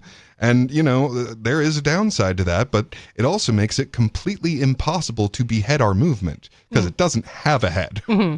We're a starfish. Go ahead and cut that arm off if you want. That's okay with me because I'm kind of like, I'm just a free person. Right? I'm not in a box. Like, I just am me. Yeah. And it happens to line up with all the people around me's freedom beliefs. So that's good. Yeah. And look, I have a deep appreciation of anyone who can communicate actual voluntarism, because, and especially like, yeah, he is kind of mild, and that's actually kind of impressive. I actually because like it's kind of a bombastic belief. He's like an anarchist. Yeah, So absolutely. Well, he's kind of maybe mild compared to like some of the people we know. I don't know, but Yeah, I just said that to that guy to get him to listen. Oh yeah, he is perfectly digestible for the minarchist in your life, because he used to be one. And he thinks like a minarchist because he was one. I have a funny story about how I don't know who anybody is. So I met Luke Rudowski one time, and I came back to the house and I was like, oh, I just met some guy named Lou, like Lou Gradowski or something like that. So she was like, Luke Rudowski. I was like, I don't know, maybe that. He's like, you know who that guy is? I was like, no. Like, I don't know who anybody is. I didn't know. Honestly, it's better that way. Yeah, I didn't know who Jay was, like, before we lived there. I don't know. I didn't know Jay was a celebrity either, but I don't know anybody until I met him. But Yeah, I mean, we really do tend to be down to earth people for the most part, anyway. Yeah, and it's best not to pedestalize people. Yeah, right. Like appreciate their contributions, but don't put them on a pedestal, because I promise you they will betray your idealized form of them. I feel like there are two people. There are people that get put on a pedestal and they like it. I don't want to name names. And they usually end up being crappy people. And then there are people like Ian who, like, people really put him on a pedestal. It can be crazy sometimes, like walking around PorcFest with him, where people act like he is like a movie star. And it's not like he hates it, but he's not like getting a big head over it. He's just like wants to like talk to people like they're normal people. And it's just like that. Those are the two types of people. Well, I mean, fame is basically a kind of power. And, depending on how you work with it, it can corrupt you a little or a lot.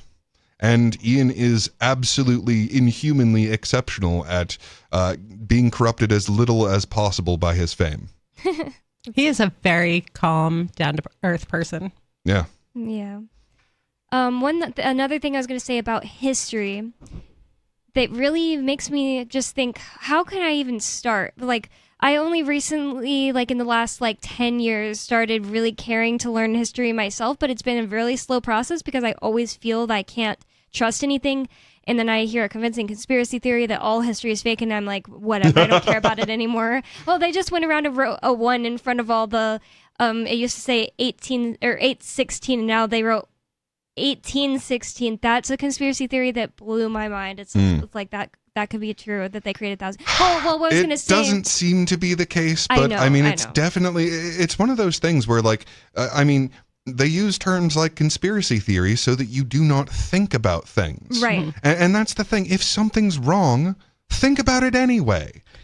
Keep it as a data point. Right. Like maybe it's a tail end data point, but it's worth pondering. But yes, it's pretty obvious that the world is round, but I absolutely will give the flat earth thing its due and think about it so that I know why I believe that the world is round. A lot of the scientific communities will not allow any kind of discourse other than what they have decided. Oh, they are the worst. It's religion. Like archaeological societies, they have decided that they know when humans have come into being. Oh, yeah. And now there's all this new evidence coming out that we're much, much older than they thought, and they do not want to hear it at all. And if you find a piece of evidence that contradicts very clearly their story, they will hide it in the Smithsonian forever, and no one will ever be allowed to know it exists. And they'll be like, oh, that thing? Oh, we don't know where that is. Yeah. And how do people treat people who have these, somebody, say the one just for brevity, say somebody really believes that one I was just talking about, that they invented 1,000 years by putting a 1 in front of all the numbers. Well, if somebody wants to investigate that and they're thinking about it, how can you call them ridiculous when we know stuff like what you guys were just describing goes on? Like the denying pure evidence of things. Because most people don't know what goes on. Yeah, that's true. And that's the thing. Test the ideas. Don't dismiss ideas. Know why they are absurd. Any idea. Actually think about it. Know why it is correct or incorrect. But one thing I learned from Thomas J. DiLorenzo, who writes a lot about Lincoln, and that's the only Oh, thing. yeah. That is a great one. Like, he has been Probably utterly Lincoln. lionized and just, he is a god who freed the slaves. Lincoln, yep. When absolutely none of that is even remotely similar to the truth. He didn't even is care. An utter They deified monster. him. He's he terrible. he He's has a dictator. specifically said there is no way that black people could ever vote, that they could ever be citizens. That is impossible. And he specifically said, if I could keep the Union together without freeing any slaves, I would do that. Yeah, he said he did not care about freeing the slaves at all. But no. people think that he was like fighting for slaves' rights. Yeah, and weirdly enough, people get this idea that he freed the slaves of the world. And like, no, that was actually William Wilberforce and his Christian movement of, wait a second, we belong to God, so we can't belong to each other. Without a war, too. Yeah. The other countries did it without a war. Everyone except Haiti. And Haiti, I mean, understandable. Like, wow, that is the worst slavery. Nobody has ended oof. slavery in the whole world because prisoners are still slaves. Yep. Fair point. So- But I mean, They just had open an air exception. slavery, chattel slavery, Yeah. that form is, well, it's making a comeback now. Well, the thing I was going to say I learned from Thomas J. DiLorenzo is actually that there is information that they keep in libraries that you can't access unless you are a degree holder of some type. Like, he talks in his books about how the average person can't get this information about Lincoln. He can bring it to light, but he can't just like bring you to that library and like, how is that okay? So that's, people are like, why are you so obsessed with like these book bans and stuff? And that's why, like, knowledge being illegal and unobtainable to people, it should not be allowed. Right. Ever. Right. Ever. Yeah. All knowledge should be free to be had by anyone who wants it. Yeah, there is no difference between keeping you from knowledge and controlling your life. There That's isn't right. a difference between those two. Right. And everyone who dreams themselves your master absolutely will bar you from information. And you know why? That's how you withhold power. Yeah. And you know why we are taught to worship Lincoln? Why? Because he expanded the government like no one else before or since. Yeah, Right. he changed the world fundamentally. And, you know, we are still fighting the fact that, like, oh, well, we decided that in the Civil War. You can't secede. You can't just, like, have association with people voluntarily. Right Makes Might by Skeeter Jenkins. Yeah. You have to be forced to be together with all of these people. And wouldn't you know it, they, who we can manipulate easily, get exactly the same influence on your life as you do. So everyone gets one vote. And wouldn't you know it, the majority of people are easy to manipulate. Yeah. Oh my God. I Cute hate trick. thinking of my life being in their hands. Yeah. Yeah, no, it's an absolute nightmare and it's a scam. But like what's worst about it is that they will sell us the idea that this is how we control our lives. Was it a thing when you were in school? It was a thing when I was in school, and probably when you were in school, that like reading and knowing things made you a loser. Pariah? Yeah, a pariah, like a weirdo. Was that a thing when you were in school? It kind of went back and forth.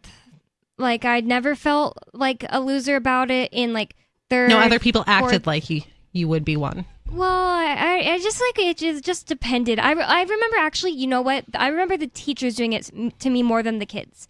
So like if I raised my hand a lot, I remember this one specific teacher. And now that I'm thinking of it, this year didn't even occur to me. It was world history, and I was really excited for this year. And I actually I just read the book because I was interested. Right. Figured everyone probably did that. And I raised my hand all the time to answer the questions, and this teacher treated me so badly. Like, Bonnie, you already we already know you know the answer. Just like stupid stuff like How that. Like, dare you putting know? me down, like making me feel like a loser for like being interested and caring, and that was the year I decided to like not do that anymore. Yeah, I don't know where it came from, but like when I was a kid, if you read a lot and you were like, you know, interested in knowing things, you were a total weirdo and a loser and a nerd, and like everybody would treat you like you were some kind of freak. Yeah. Yeah, and wouldn't you know it, the government does not want exceptional people. So dumb. Exceptional people I don't are think difficult to control. I don't think it's exceptional as- people might undermine their power. I don't think that's a huge thing among the culture of the kids anymore, to be honest. But I also I don't hope really not. think a whole lot of kids are that interested in being educated. I think most kids are just all happily aren't that way is what I'm trying to say. And they also don't care if somebody else is like that. That's a product of parenting. Yeah.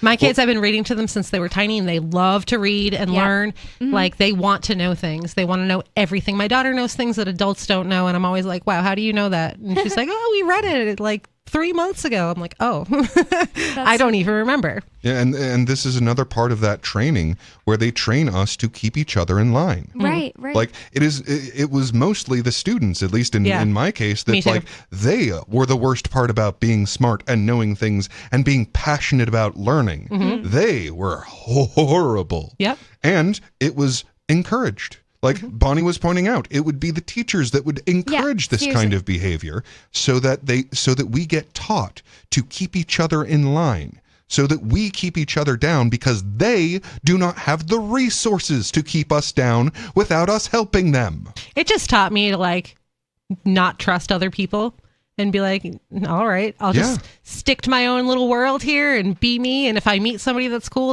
but I'm not going to go out of my way to try to be friends with anyone. Yeah, I mean, heaven forbid we actually form communities of trust and mutual respect with each other. Right. I'm glad I found all of you guys. Aw. Me too. Public school was definitely just torture and brainwashing and propaganda. It's been Free Talk Live. Thanks for listening. You can go to freetalklive.com for more. We'll be live again tomorrow. Thanks for listening. Peace.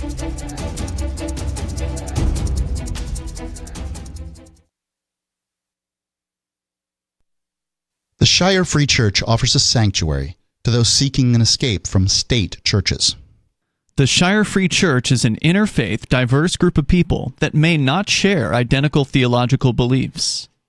As a member in or minister of the Shire Free Church, you are a sovereign individual and may be the faith of your choice.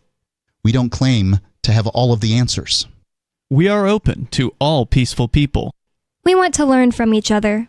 What unifies the Shire Free Church and its diverse members is peace, love, and